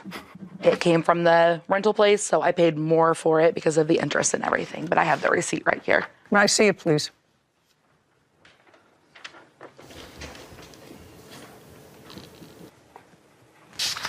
PlayStation and speaker set. Sold that too? What does that mean? Yes. What does that mean? Yes. Sure. Whatever you want me to tell you, I guess. I don't want to be too hard on him. He doesn't have anything wrong with him, does he? No, he does not. He has. Oh, good. That's good. I just wanted to make sure that I wasn't bullying anybody that had a pre-existing condition. His pre-existing condition is just that nasty. Okay. And how much was the speaker set? I paid $904.54 for it. $904.54. Okay. So the two things you're going to get back, and the rest of the things that he says he's already disposed of come up to $3603. Now we're going to talk about this car. Okay. Which I have a little bit of a problem with, that I don't understand this car, because you got a settlement from a personal injury claim in May of 2022, and according to you, he offered to sell you a Dodge car for $4,500. Yes. Did he own the car? His dad gave him the car, so yes, it was his car. Are you still married to his father? No. You can stand up with him, move over. Who's his father? Steve Pickett. When did he give him this Dodge car? I do not know the exact time frame, but I have a message from Kayla that says April 28th of 22, that he was giving the car to Kayla. That's not what I asked you. I said, when did his father It's a setup. buy him or give him the car? What year? I don't know the exact date. But I don't it wasn't want. my I don't car. want to know the exact date. I assume that you're in touch with him because you have grandchildren. That I assume he needs your help taken care of when he has them in his custody. Yes. Right? I assume that. Yes. So then, if I asked you in what year his father gave him this car, I guarantee you know the year. Guaranteed. I would not. They're separated. How would she know that? I'm not married to his father. I know you're not married to his father. Are you telling me you don't see your communicate. grandchildren? Yes, I see my grandchildren. Of course. And your grandchildren live with him. That's what he said. Some of the time, right? So when you see your grandchildren and they're with him and they're young, Yes. you know that he's either at work. Does he work? He works, yes. Right. Do you ever take care of the children? I live 2 hours away, so I don't take care of the children during the week, and I'm not there a lot, and my husband passed away of cancer, so no, I'm not there a lot. So I would not know the exact year. I do have a message from Kayla that she said that Brenton was giving her the car. So that's my knowledge of the car. Okay. You have a message from her that he was giving her the car. Yes. Good. Now, she paid you $4,500 for the car, correct? No. How much did she pay you for the car? She did give me money, but as I plan to give her the car, I don't know how much. How much money did she give you? But it was 2 years ago. I don't know. What? It wasn't a significant sum. I have a plan- text plan message to right give here her that the says car. how much it May is. I please see what she has? It's a joke. It's okay. Is it? No, you're a joke, sir. Okay. You're a joke. Oh, it's so funny. Your son is not paying you a blank dime. You are the one that paid him $4,500 for a car that barely ran. He doesn't owe you anything. If you have to pay for all this stuff, that's on you, not him. You've made him miserable ever since you left him almost a year ago. 313-23. Whose number is that? That's my number. Well, that's what you said to her. You are the one that paid him $4,500 for the car. Does that refresh your recollection, sir? Your mother got that figure from someplace. From her. So you mean she's believing her now? Just a second, she's believing her now. You're the one that paid him $4,500 for the car that barely ran. So she's saying she gave you money for a car that barely ran, and he doesn't owe you anything. If you have to pay for all that stuff, that's the electronics, that's on you because he's miserable. How do you expect him to pay almost $10,000? That's kind of ridiculous if you ask me. Okay, so she gave you $4,500. But my question to you is, you say he never gave you the car and he sold it. Yes. To somebody else. He sold it to his children's mother. Uncross your arms. How do you know that? Me and are friends now. You have any proof that he sold it to his children's mother? I don't have proof of that, no, but I can get it in my phone. Get it in your phone. So you and his ex, the mother of his children, are friends now? Yes. Did you give the car or sell the car to the mother of your boys? That's either a yes or a no. I gave it to Kayla. So the answer is you did not give the Dodge to the mother of your children. No, I gave it to Kayla. No, like just it a says second. right here. Just a second. But you won't take our evidence, so. I'm going to take your evidence. I'm just laying a foundation. Kayla Sams is accusing her former partner, Brenton Pickett, of keeping her belongings and wrongfully selling the car she purchased from Brenton. Now, you did not give the car that she paid you for to the mother of your children. No. The answer is no. I want her phone number. You want his phone number? That's absolutely right. Sarah, take it down. I'm going to go and call Miss, find out what kind of car she drives, where she got it from. 487. Okay, so please ask her if she has in her possession an Xbox. Okay. And we want to know whether or not she is driving a 2008 Dodge Caliber. She is not driving it because the car, the front. The car's what? She's not able to drive the car. They had to jump it. She can talk, but I can't. Ask her whether she had the car and what happened to it. For it. So, you say he gave it to the mother of his children. I want to find out if that's true. Find out when. Show me the date that you took out $4,500 to give it to him. I don't have that because when I got the settlement check, my lawyer, they deposited the check into his account and he wrote me a check for the remaining balance after he took what was owed to him. I understand that. So I have the settlement and distribution. I don't need the settlement in that. I want to know when you gave him the $4,500. May 5th or May 4th. It was the same day that I got the money. Did you give it to him in check or cash? Cash, standing in his living room. In any event, his answer seems she's going to get me the information I need. I sold the car to Kayla. That's what you swore to, for $4,500. So that you acknowledge. Let's see if the ex-wife had. She was your wife or partner? Partner. Okay. Now, Kevin, I'd like you to go and take the first 2 documents that he has in front of him and bring them to me. First. This is just proving the contact order was false.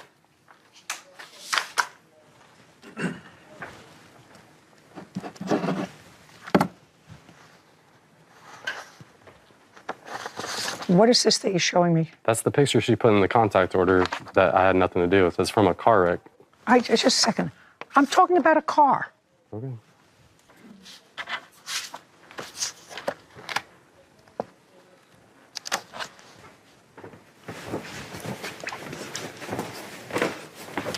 Does not like to answer on the first ring, so it took a few tries, but I got her. And she said about a year and a half ago, she wasn't certain on the exact dates, but she's had her new car for about a year and 2 months.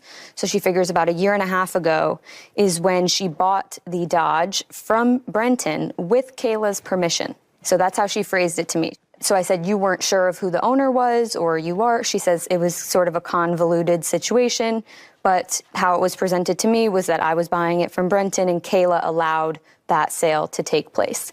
When I asked how much she paid for the car at that time, she said it wasn't a bill of sale or a proper amount for the car, but that she helped Brenton out with rent payments and other small things like that as a quid pro quo, you could say, for the vehicle.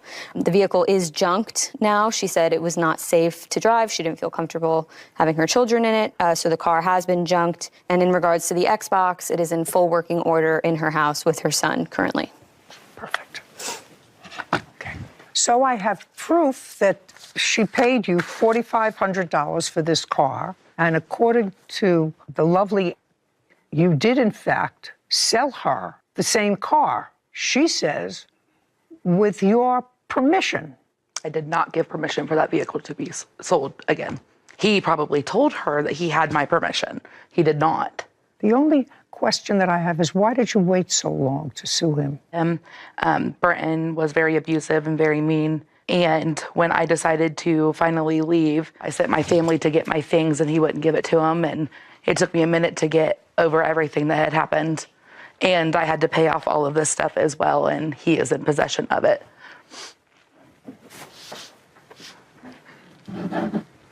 Judgment for the plaintiff in the amount of $8,103 plus the return of the Xbox. The defendant's fee, if any, will be held here until the Xbox is returned. Thank you very much. How do I get that back?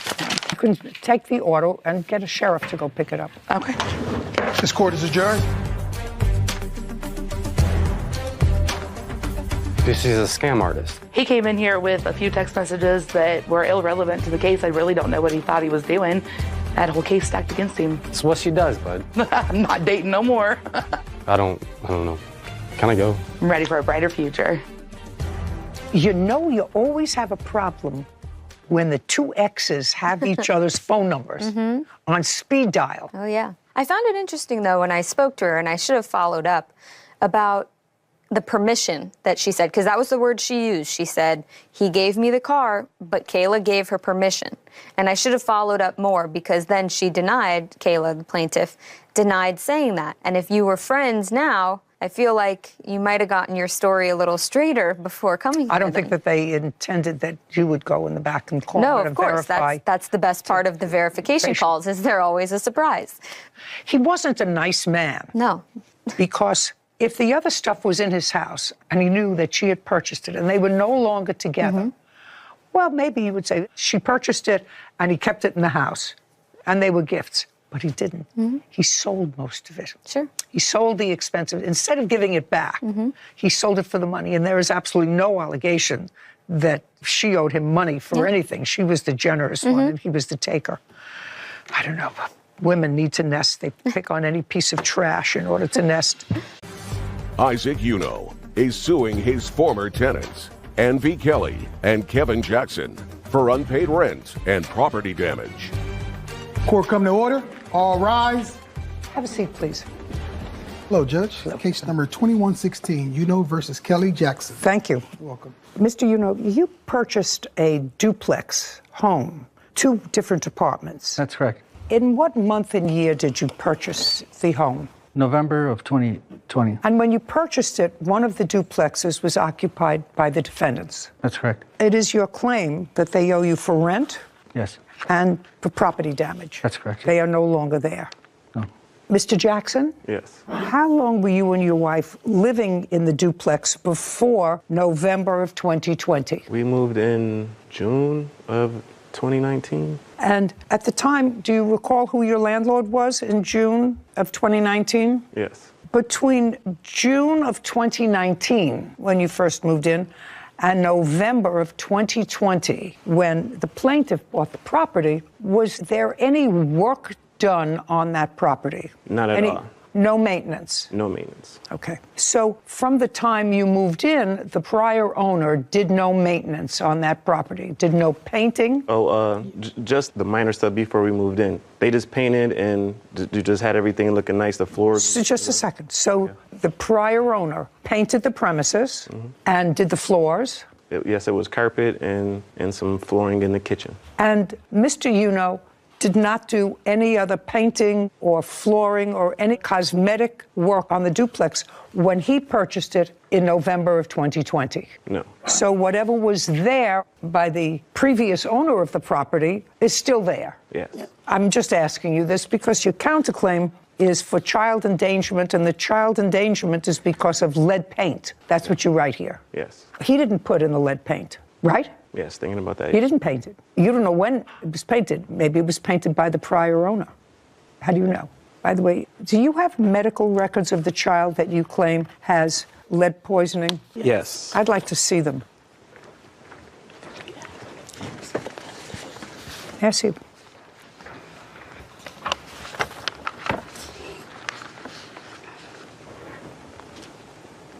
I have no idea what this says. That's the piece of paper that he gave me from the hospital. Well, I don't understand. For the blood work. I'm not a doctor, so I can't. Okay. We have something from the health department also stating that because my son his lead was found in his system, they got involved.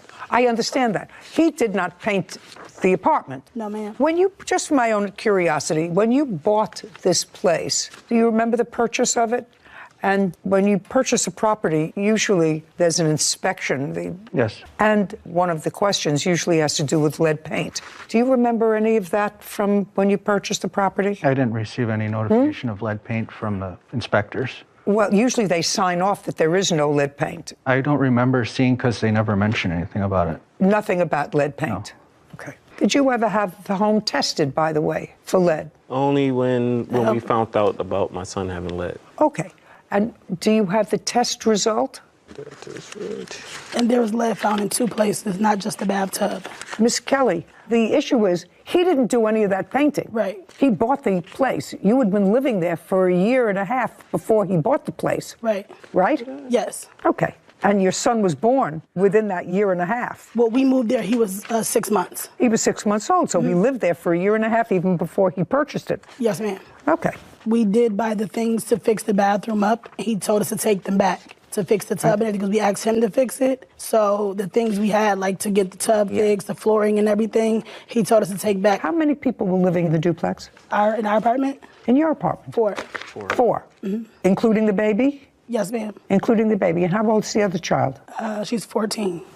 Okay. Do you have that report? No. This is just stating where it was at. The health department? Yes. I thought that piece of paper that I gave you was that one. No.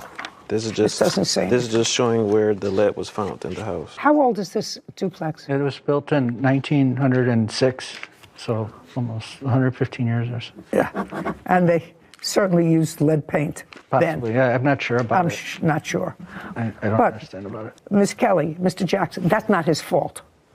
That's not his fault. So now I would like to know, Mr. Uno is suing you for rent. And I'd like to know first, how much rent were you paying? $750.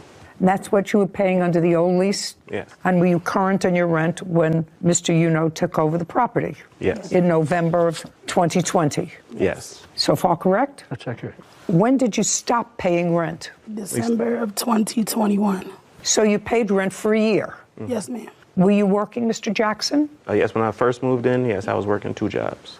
And were you working from November of 2020 to December of 2021? Yes, I was. It was. For whom? Yes, I was. I was working for TGI Fridays. And Miss Kelly, were you working? No, ma'am, I'm disabled. And how much were you receiving in pay? I was only getting... If you have to think about it, you don't remember. Yeah, I wasn't getting too much because it was during COVID, and I was working at a restaurant, and I was only allowed to work 3 days out of the week. Okay.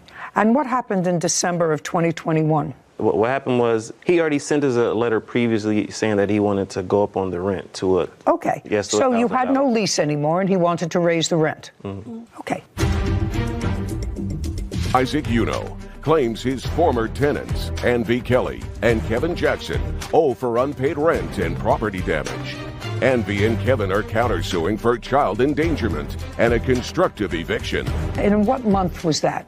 He sent it to us, I want to say... Do you remember, Mr. Uno? It was 90 days before the 1st of December, so that would have been, I think, September 31st or October 31st. That he was raising the rent to what? To $1,000 a month. Effective December. Yes, December 1st. And what happened in December? We were, at that time, looking for a new apartment, and at that time it was hard because around that time, a lot of the rent was going up from just being like $800, $900 to like $1,200 to $1,400 for rent for a month there.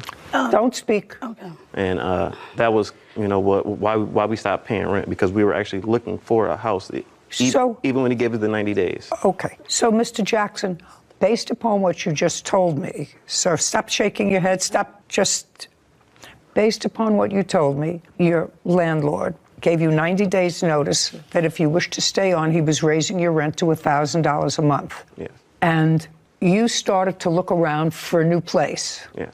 And the new places were very expensive. Yes. And you didn't find a place. No. So you decided to stay in this place. No. So what did you do? We... So if you didn't find a place we decided in December... we were trying to stay there until we found a place. I assume they paid rent in September. Yes. Oh, yes. In October? Yes. Yes. They paid rent in October? Yes. Good. And November? November was the last month that they paid. So they paid in November? Yes. So you stopped paying rent in December of 2021? Yes. No, you cannot. Okay. If I need you, Yes, I'll ma'am. come to you. Okay, yes, ma'am. Okay? Okay. Because so far he's doing fine. You stopped paying rent in December of 2021. Tell me why. We didn't want to live there ourselves anymore either, but it was just a lot of things going on at the house. Like after my father passed away, and he first gave us the first eviction notice, because he gave us more than one. Just a second. Okay, I'm sorry. We're skipping over. Okay. He didn't give you an eviction notice, I assume, until you stopped paying rent. No, before December, he gave us like 3 of them, I think. I want to say 3. Really? Yes. Why were you trying to evict them before? They had torn up the carpet upstairs. It was a moratorium for evictions, but there was a stipulation that emergency evictions for nuisance tenants could be granted before then. Is there any reason why you took up the carpets? Yes, the same thing. Before he took over, everything was in the house before that, and we complained to the previous owner that the carpet was already dirty. They said that they were going to come and shampoo it, but never did. Like, we would walk and our socks would be black, our feet would be black, so we wanted to take the carpet up. It was dirty to us. And I myself actually told him about it. I went downstairs to his apartment because he lived downstairs from us. Talked to him about it. He came upstairs, and I showed him a section of the carpet that wasn't even connected to the floor. You can lift up the whole carpet and like across a whole section of the wall. And then when I did that, he seen that the hardwood looked kind of decent. And then instead of putting new carpet on, he wanted the hardwood to get sanded down and just get stained and and lacquered over. So you took the carpet off? Yes. I believe you. Sounds right. Mr. Okay. And that was the reason that you used to try to evict them before? Yes, that was the first one.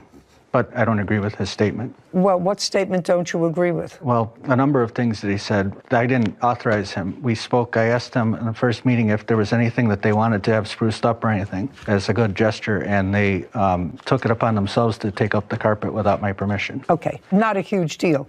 Not a huge deal. You can use it as a huge deal if you want your tenants out because you can re-rent that duplex for substantially more money. It was more about their conduct, that they were being very disturbing behavior and just being off the wall. So I wanted them out for a lot of reasons. Well, I know, but only one of them qualified under the eviction moratorium. Yes, for emergency of dismantling. Only one, and that would have been the carpet. Okay, Mr. Jackson. Yes. I'm back to you, sir. I haven't figured out yet. You stopped paying rent in December, and you moved out in what month? We didn't move out until June. June. So January, February, March, April, and May. Let's say 5 months' rent that you didn't pay, correct? Yes. Why? Can I speak, Your Honor? No, him. Tell me why you didn't pay the 5 months' rent, Mr. Jackson. We just figure that, we didn't figure. We didn't want to pay him $1,000 because to us. Okay, so let's say you didn't want to pay him $1,000, even though you just told me finding another place would be more expensive, right? We said $1,200, $1,400, but you didn't give him $750. You gave him $0 for those 5 months. So I'm going to come back to you, Mr. Jackson. Does your wife receive disability payments because of her disability? Yes. Yes. How much a month? That I don't know. How much a month do you receive, Ms. Kelly? $1,000. $1,000. And did you continue to receive that $1,000 every month from December until June? Yes, ma'am. You see, certain things remain constant. Your disability payments remain constant. Right. If you live in an apartment and you have the same sort of income, then you pay rent. Right. And if you didn't pay $1,000, so I hear you. Well, that's what he said he wanted. And he's the landlord. And he's allowed to do that if you're going to stay in his premises. But you paid nothing, Mr. Jackson, and that's what I don't understand. Well, the premise was busted. Just a second. Yeah. Miss Kelly. Sorry. What? You paid nothing. Yeah, nothing. Yeah. Where did you move in June? Moved in the same area, like kind of like probably 10 minutes away from that particular street. Is it a private house or an apartment? It's a house. Well, it's a duplex as well. Duplex. So the same sort of setup. And how much rent are you paying? Pay $950. So almost as much as he wanted in his rent. But are you more comfortable in that unit? Yes. Okay. Claims his tenants, Envy Kelly and Kevin Jackson, owe for unpaid rent and property damage. Envy and Kevin claim Isaac forced them to leave. Now, you saved over 5 months, let's say minimally $750. $37.50. $37.50. Now, Mr. The only question that I have to ask you is, Mr. Jackson and Miss Kelly say that they filled out some sort of forms for rent relief during COVID, and you signed it. And they say you received money from the state for any unpaid rent. Did you receive any money from the state for rent that they didn't pay? No, I approached them with an application, but the program that funds the landlord relief for the moratorium was only open for 1 month, and I came and went, and I missed it, and I never got it. So I did have them fill out something. It was just a hardship thing, but they didn't give me the money for it. I never received anything. So you didn't receive any money. So far, Miss Kelly and Mr. Jackson, you owe Mr. $3,750 for rent that you didn't pay while you occupied his premises. You, your furniture, your children, I don't care what it is. That's what you didn't pay.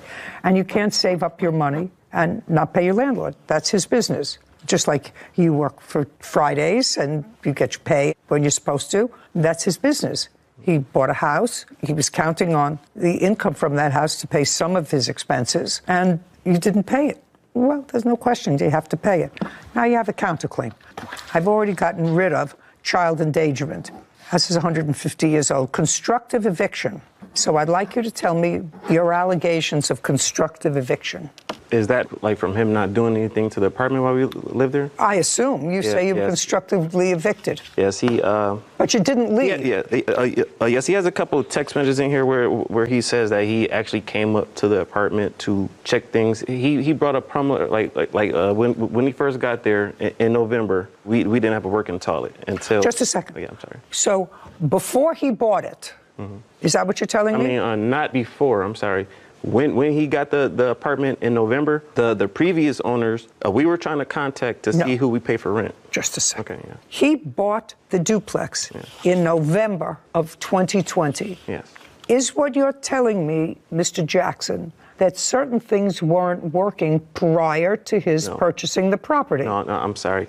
I want to take that back. After he purchased it, we didn't even know he purchased it because he was living downstairs, and my wife walked down there and asked, was he the landlord? And he just said that he was the building manager. So nobody even got rent for the month of November when we lived there, not him or even the previous people, because he didn't even come upstairs and introduce us. Well, but, I wouldn't complain about that, sir, if you're ahead of the game so far. If you didn't pay rent for November. You didn't pay the prior landlord and you didn't pay him. So far you're ahead $750.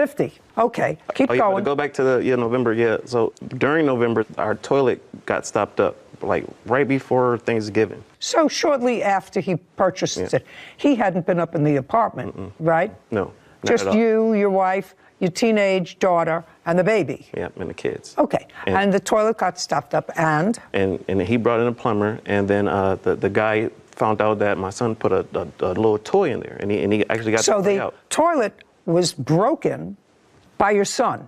Okay, so now the plumber said, here's the toy. Kid threw a toy down the toilet. Not an unusual, and then the very next month in December, my son didn't put anything down there. The toilet started acting up again. It wouldn't flush for like all the way up until the next year, and it never got fixed. But it was from... Well, you had to have, sir, you lived there with 3 adults. So there had to be a functioning toilet in the house. It wasn't functioning. So where did you go to use a functioning restroom? Her mom lived up the street from us, so sometimes we lived up the street, or sometimes we would just still use the toilet. Okay. You owe him $3,750 for rent that you didn't pay. Counterclaims dismissed. We're finished. Thank you very much. This court is adjourned. I had to collect monetary judgment to the courts. Him being the landlord, he left us like living in crappy conditions. It was a unbearable situation that I was going through with the noise and the disturbances. Yeah, he never came up there at all to fix anything. And the destruction of the property. He just started making up so many rules, to make it uncomfortable for us to live there. Oh, it was, it's pretty quiet now. That man is crazy. I'm glad it's over with. You know what I think is interesting, Sarah, with these cases, we've had a lot of them.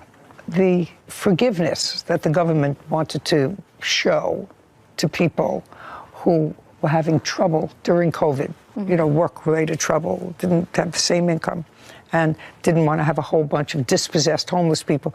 It came from a good place, as did some of the monies that were sent out by the government to sort of help people over a difficult time during the height of COVID. But then there are other people who suffer as a result of that, like a landlord who buys a property, a duplex property. Part of it is for income so that they can pay off mortgage, taxes, lawn service, whatever you have to pay on a house.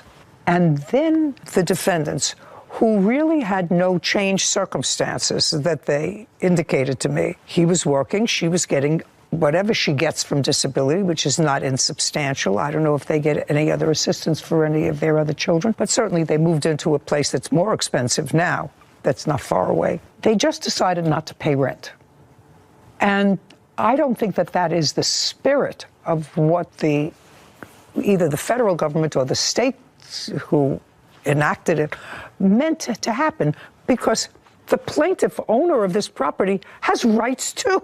Yeah. You've taken away a right of his. I agree to an extent, but I also think that that's more a problem on the government's implementation of the moratorium in the first place. That's what ended up hurting the landlord. These people were simply taking advantage of a legal loophole that was created for them. He was in the restaurant business, which, as we know, was one of the toughest hit by COVID. Right. She was on a fixed income that wouldn't be enough to cover, well, barely enough to cover the rent on its own. And then they have to support themselves, feed themselves. They have 2 children. So I'm sympathetic towards the taking advantage of a legal loophole. So I don't know, if I was in your position, I might have decided differently. Okay. But that's okay. I can agree to disagree. That's sometimes happens. Dog breeder Kenneth Bearden is suing his customer, Zach Thompson, for the balance of a puppy. Court come to order. All rise. Have a seat, please. Hello, Judge. Case 2044, Bearden versus Thompson. Mr. Bearden. Yes, Your Honor. It is your claim that the defendant owes you the balance of a dog that you sold to him. Correct, Your Honor. That's what the case is about. Defendant says he doesn't really think he got what he bargained for, and while he has no intention of returning the dog to you, he doesn't want to pay the balance. Yes. Be a yes. So I have a couple of questions, because it's not a terribly difficult case. You say in your complaint that you are a breeder of full-blood tricolor bullies. Correct. Bully breed, American bullies, and these are tricolor American bullies, which have 5 different distinctions within the American bully breed realm. I don't want you to try to confuse me. Yes, ma'am. Any more than I'm confused about this. Yes, ma'am. Is an American bully a pit bull? No, I have proof. It is not. It is not. What is it a combination of? Yes, it is a combination of. Well, I know it's a combination of, but it's been recognized by the American Kennel Club as an independent breed of dog. But that is only recently. What is the American bully a combination of? Honestly, can I read what I have? No, if you'd say I don't, listen to me. Yeah, I know it's very, very hard for men to say 3 words. I don't know. Somehow they can say, I love you, I hate you, get out of my parking space, you're snoring. They can say a whole bunch of things, but they have trouble saying those 3 words. Yes, ma'am. I don't know. I fully own that. Yes, ma'am. I don't know. Don't know. Well, Sarah, look it up. Will do. American bully. Says that originally standardized and recognized as a breed in 2004 by the American Bully 2004. So if it's recognized a breed in 2004, it's got to be a mix of something. So the American Bully was started by crossing the American Pit Bull Terrier with other dogs in the bully breed family, and sometimes dogs outside of the bully breed family. But it's become its own breed. It's become its own breed, but started with the American Pit Bull. That's what that says. Do you want her to read it again? So there's also bully dogs are descendants from the crosses between ancient bulldogs and a variety of British terriers. And this says an American bully was started by the crossing of the American Pit Bull Terrier with dogs in the other bully breed family. And ultimately, it was recognized as a breed unto itself, although I don't understand how that could happen if you're a cross between one breed, the American Pit Bull, and a variety of other dogs. You know, that's like a golden doodle. That's like a golden retriever and a poodle. Isn't that what a golden doodle is? I believe so. But it's not a breed unto itself. It's a cross between a couple of dogs, so it takes many years. And this sounds to me, at least, Mr. Bearden, as the bullies that you're describing that you breed, the genesis of that breed is an American Pit Bull with a variety of other things. Could be a boxer. It could also, like the father, it could be a Rottweiler. Like the father of the puppies that he got, he has all the markings of a Rottweiler, but he has the head shape and body style that represents more of the Pit Bull style. So that's information that I am now at least a little armed with. So now I'm going to come back to you. You're the breeder. And you said the puppies, that the litter that you sold to him, one of the puppies, has Rottweiler in it. No, I'm not saying that it has Rottweiler. I'm saying that the physical representation of it, the markings, the brown over the eyes, the brown hair, that's what the dad looks like. The puppies don't look like that. Just a second. So you bred the dogs. What breed is the father? The father is American Bully. He's considered an XL American Bully. The father is an American Bully. In the father's history, it appears, based upon the look of the dog, is this what I'm understanding? Yes. It's a Rottweiler. in the history of the dog. Yeah, it could possibly, yes. That's why he looks like that now, It yes. could possibly be a gerbil, but a gerbil doesn't have distinctive markings. What you're telling me is the dog has the distinctive markings of a Rottweiler, but the body of a pit bull. Yes, Your Honor. Oh, what a combo. He's beautiful. He's a beautiful dog. They're beautiful dogs. Both of those dogs, by the way, will not be covered by most insurance policies. Pit bulls and Rottweilers. You do know that? Yes. Say yes loud. Yes, so yes, I know that, yes. Okay. Did you know that? I did not. Well, it's interesting. Do you own your own home? Yeah. Yes is an answer. Yes. Do you have homeowners insurance? Yes. In your application for homeowners insurance, they would ask you what kind of dog you have, if you have any. Do you remember that? Yes. Did you write down what kind of a dog you had? I didn't have a dog at the time. I want you to read over your homeowner's policy, wherever you live. Who are you covered by? Not exactly sure. What do you mean not certain? You don't know who your homeowner's policy is with? It's all in the bill. What It's all paid for, one yearly fee. You mean for your car, for your home, Yes. everything else? I would check, sir. If you own your own home, did you have a lot invested in your home? Yes. I would take a look, because many insurance companies now will not insure or charge an extra premium if they would insure homes that have, as part of their household, certain breeds of dogs.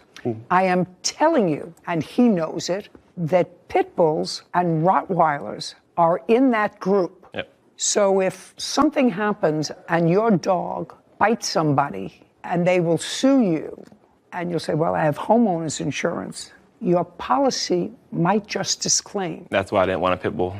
What do you think you got? A pit bull. You got an American bully, and it's not so hard to look up. You do have a tablet or something? A bully, when you look it up, it actually is American Bulldog and a Stanford Terrier. It's Well, not, an American Bulldog and a Staffordshire Terrier. You know what Staffordshire Terrier is. yeah. What is it? I mean, it's pit bull. Right, that's what it is. Everybody tries to use different language because they want to get away from that. It's a bully, it's a terrier, it's a something else. But bottom line, that's what it is. And you know that's what it is, whether it's a half or a quarter. You know it's listed among those breeds that the insurance company is not going to cover you for. And you have knowledge of that. You got to be careful. So it was your understanding that you were purchasing from the plaintiff a what? A full 100% bully. There's no 100% bully. There is no 100% bully. You just told me a bully is a mix between a... After so long, it's considered a full bully. That's from my understanding. That's not what that says. It says, among other things. You really have to be more vigilant. His customer, Zach Thompson, owes for the balance of a puppy. Zach says he did not receive the full-blooded American bully he purchased. Okay, tell me when and under what circumstances Mr. Thompson purchased this puppy from you. Yes, Your Honor. On April 28th, the defendant reached out to me. He was stating his name. Sorry. He was stated his name, and that his daughter was playing with the puppy of a friend of his, and that friend of his had bought one of the puppies from my litter. She fell in love with the dog. She loved it. He wanted to come by and possibly get another puppy. How old's your daughter? 7. If I could do that thing that some people do and, cross their eyes on purpose, I would do that for you. Now, is this your only child? Yes. Okay. After he reached out to me, we exchanged numbers and spoke for a few days over Facebook Messenger. I gave him my number. We had a conversation on the phone about prices, about the breed, and payments, because he reached out to me originally stating that, hey, I don't have that full amount that you would be asking for. Just a second. Can I see text messages where you've discussed the price? Yes, ma'am. And where you agreed on a price? No, that was, so we agreed on a price verbally. The text messages is where I sent him my number. Right after I sent him my number, that's when we had the conversation about prices and payments. Let me see what you... Yes, ma'am. Do you want text messages and the Facebook messages? Yeah. Okay. It's read any. Quite a bit. It's all in order from front to back. From Oh, no. Yeah. Just about the price of the dog, please. Well, like I said, Your Honor, the price of the dog was a verbal conversation. I understand that. The initial discussion that you had with him, you told him what you wanted for the dog. Yes. Thank you, sir.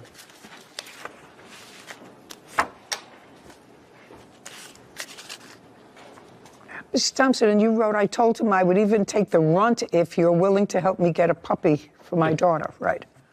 Okay. How old was the puppy when the puppy was delivered to Mr. Thompson? They were right at 2 months and 2 weeks, I believe. So about 10 weeks old. Yeah, they were born February 20th.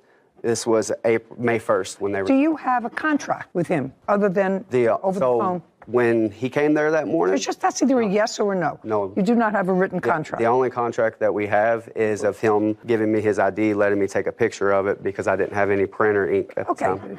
You don't have a contract with him? No. Are you a married guy? No, Your Honor. Yeah. You know, how did I know that? Because you talk a lot. Most married guys don't talk so much. They answer 2 or 3 words, and that's it. Do you live alone? Yes, it's just me and my son. How old is your son? He's 12. And how many of these dogs do you have roaming around? I have 2. Okay. Mr. Thompson, the plaintiff delivered the dog to you. You had no written contract with him. You just agreed to take the dog at a certain price, correct? Correct. He agreed to sell you the dog, and you discussed he got this much with papers, this much without, but he was willing to work with you without papers, correct? Yes, correct. So you were getting a dog without AKC papers for how much? $500. $500. $100 down. Just a sec. What? $100 down and then $100 every 2 weeks until it was paid off. So you gave him the $100? Yes. And then you never paid him any more? Well, before the next payment was even there, I questioned him about being a full bully because everybody kept telling me it wasn't a full bully because I have multiple friends that... Don't tell me what your friends told you. Don't tell me what they did. Don't tell me what they said. He told you that he was selling you an American bully. Yep. Without papers. Yes. So that you weren't going to use this dog for any breeding purposes. Yes, didn't plan to. Because you don't have papers, and that would be sort of foolish for you. Yeah. Did your daughter fall in love with the dog? Got the dog that she wanted, right? Yeah, she a little picked it female out. called Zoe. Zoe. Yeah, she picked her out. Your Honor. And she I disagree with that also. What? When he originally arrived that morning, he was trying to get a different dog. He wanted a certain one. Just a second. Your daughter picked this dog out. Yeah. Correct. You disagree with that? The daughter and him both wanted a different dog at first. We had our mind set on a certain puppy before we got there. When we showed up, the puppy that we wanted was getting taken by another people that she... So your daughter picked another puppy? Yes, yes. Correct. Let's not make this harder than it is. She picked the one that she was happy with. Yeah. And she's still happy with it. Yep. And she likes it. Yes. You wouldn't take it away from her. No, I would not. You wouldn't give it back to him. No, I would not. Then you have to pay for it. Well, I would have. What is so hard about that? Well, he lied about the shots. He never sent me proof for the first Just a shots. second. You have a contract. That's if you're going to pay. He says $750. You say $500. Whether it's $750 or $500, what you're supposed to have if you're a breeder is a written contract. If that's what you do, you have a written contract. I always have a contract when I buy puppies. The breeders, reputable breeders, demand it. They say that they guarantee the health of the puppy for a certain period of time. You can take the dog to have it checked by a vet within a certain period of time. It says whether the puppy had its first shots or second shots or had no shots. It says all that. That's it. Other than that, I don't remember what these contracts said, but I bought many, and they are pretty much standard. Yeah. You bought a dog for either $750 or $500 that you didn't pay for, and now you have a bunch of excuses. Did you take the dog to a vet and have the dog tested as to its heritage? I have not. Well, then you can't tell me what your friend said to you. Whether your friend said that looks like, it doesn't look like, I don't know what it looks like. That's not relevant. If he's saying to you, this is an American bully, and you've had the dog professionally tested, the DNA of that dog tested, and it turns out that it's a cacophony of things, which clearly it is because it's a mix of things. What do you have to pay for the dog? You ate the steak. You don't want to give it back.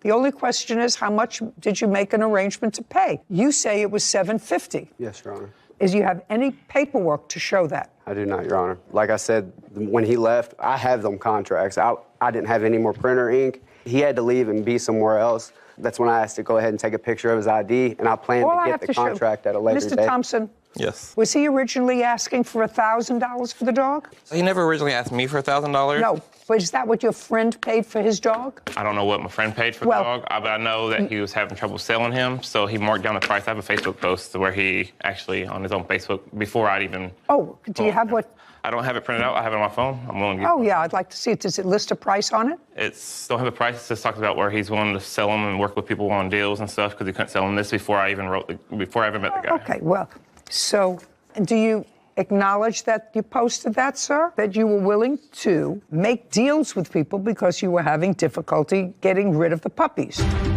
Breeder Kenneth Bearden is accusing his customer, Zach Thompson, of refusing to pay the balance on an American Bully puppy. Zach says he didn't receive the purebred he was promised and tried to return the dog. And do you acknowledge that you posted that, sir? That you were willing to make deals with people because you were having difficulty getting rid of the puppies? No, Your Honor. Okay, I'd like to see you. Make it a little brighter. Because you say here that you usually sell them $2,000 with papers and $1,000 without. Yes. Okay. And my Facebook... Just a second. Yes, Your Honor. 5 pups left and needing good homes. These are full-blooded American tricolor bullies. Please help us find them homes. I'm willing to negotiate and rediscuss price payment at any point.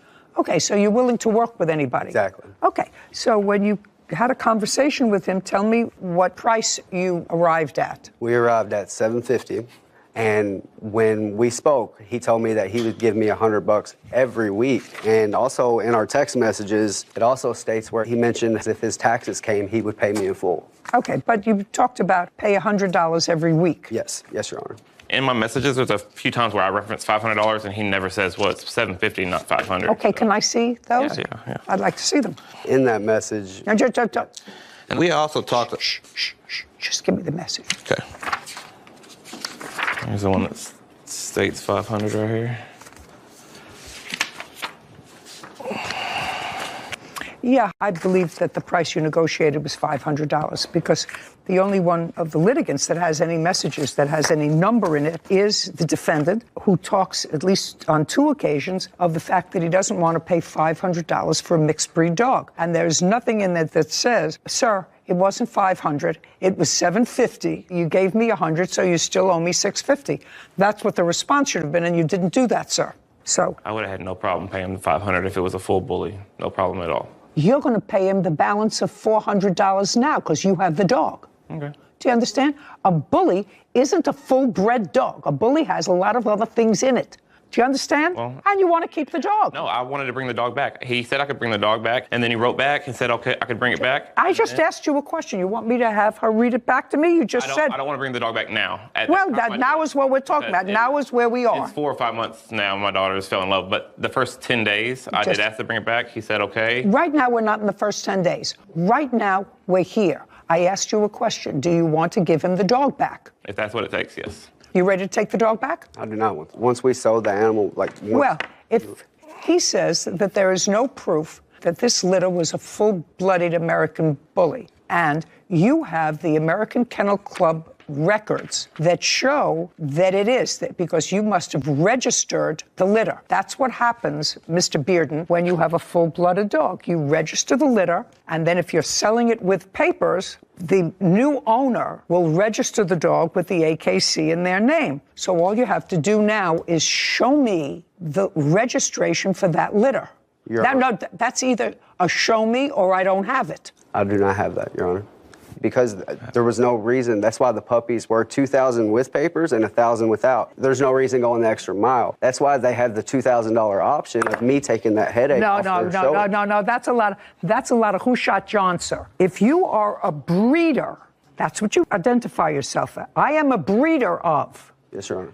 Okay? And clearly you are a breeder of because he saw puppies from another litter of yours, which drove him and his daughter to contact you. Yes, Your Honor. So if you're a breeder, you register that litter so that if you want to sell it, a puppy with papers, you've already registered that litter. Either you can use it or not. Do you understand what I'm saying? You would know exactly what I'm saying. That's the normal process of things, okay. Yes. And right now, Mr. Thompson, at this point, I agree that you agreed to pay $500 for the dog and gave him a $100 deposit. Yes. which means you owe him $400. He said I could bring the dog back at one point. I wanted to bring the dog back because I didn't think it was the dog I wanted. I'm talking about now. Yes, I know, but then he said no. And then he said no 2 days later, and then he said he's going to take me to court, or he threatened me and said he's going to have someone come get the money out of me if not. And then that's when I stopped responding. After he threatened me, I stopped responding. And that was before our first initial payment. That was within the first 10 days, and it wasn't even in the 14 days yet when I was going to make my payment. Did you pay him?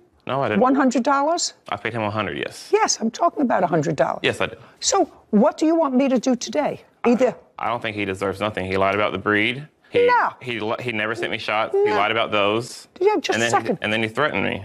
Do you want to return the dog to him, or do you want to pay him the $400? I'll return the dog to him. Fine. He's returning the dog to you. And Understand? I paid all the vet bills. Just a second. Vet bills. I don't care, but I will prepare an order that within 5 days of today, you will deliver the dog back. He delivered the dog to you? No, I went to his house, picked it up. You went to his house? Great. How far do you live from each other? 30 minutes, probably. Is there a police precinct in the middle? Because I don't want this done at anybody's house. What police precinct is closest to you, sir? It'd be Bullitt County Police Department. That's where you will meet 5 days from today. What's a good time for you? 4 p.m., 5 p.m. What's a good time for you? Whenever. 4 o'clock. Yeah. 4 o'clock. Yes, Your Honor. Fine. We'll prepare an order, give it to you. You meet at the precinct and exchange the dog. Will he pay me from what I gave him? He'll give you back the $100. What about all the vet bills? That you eat. Okay. Got it? Yes, Your Honor. That's the order. That's what he wants. Sounds good. Let him go explain it to his daughter. Perfect. All right. Thank you. Let him win. This court is adjourned. Yeah, I don't know what exactly I'm going to do moving forward. I didn't feel like I got the dog that I wanted. I never made a أعوذ بالله من الشيطان الرجيم بسم الله الرحمن الرحيم انظر كيف ضربوا لك الأمثال فضلوا فلا يستطيعون سبيلا وقالوا أإذا كنا عظاما ورفاتا أإنا لمبعوثون خلقا جديدا قل كونوا حجارة أو حديدا أو خلقا مما يكبر في صدوركم فسيقولون من يعيدنا قل الذي فطركم أول مرة فسينغضون إليك رؤوسهم ويقولون متاه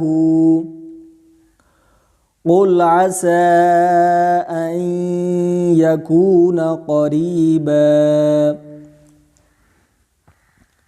يوم يدعوكم فتستجيبون بحمده وتظنون إن لبثتم إلا قليلا آمنت بالله صدق الله العظيم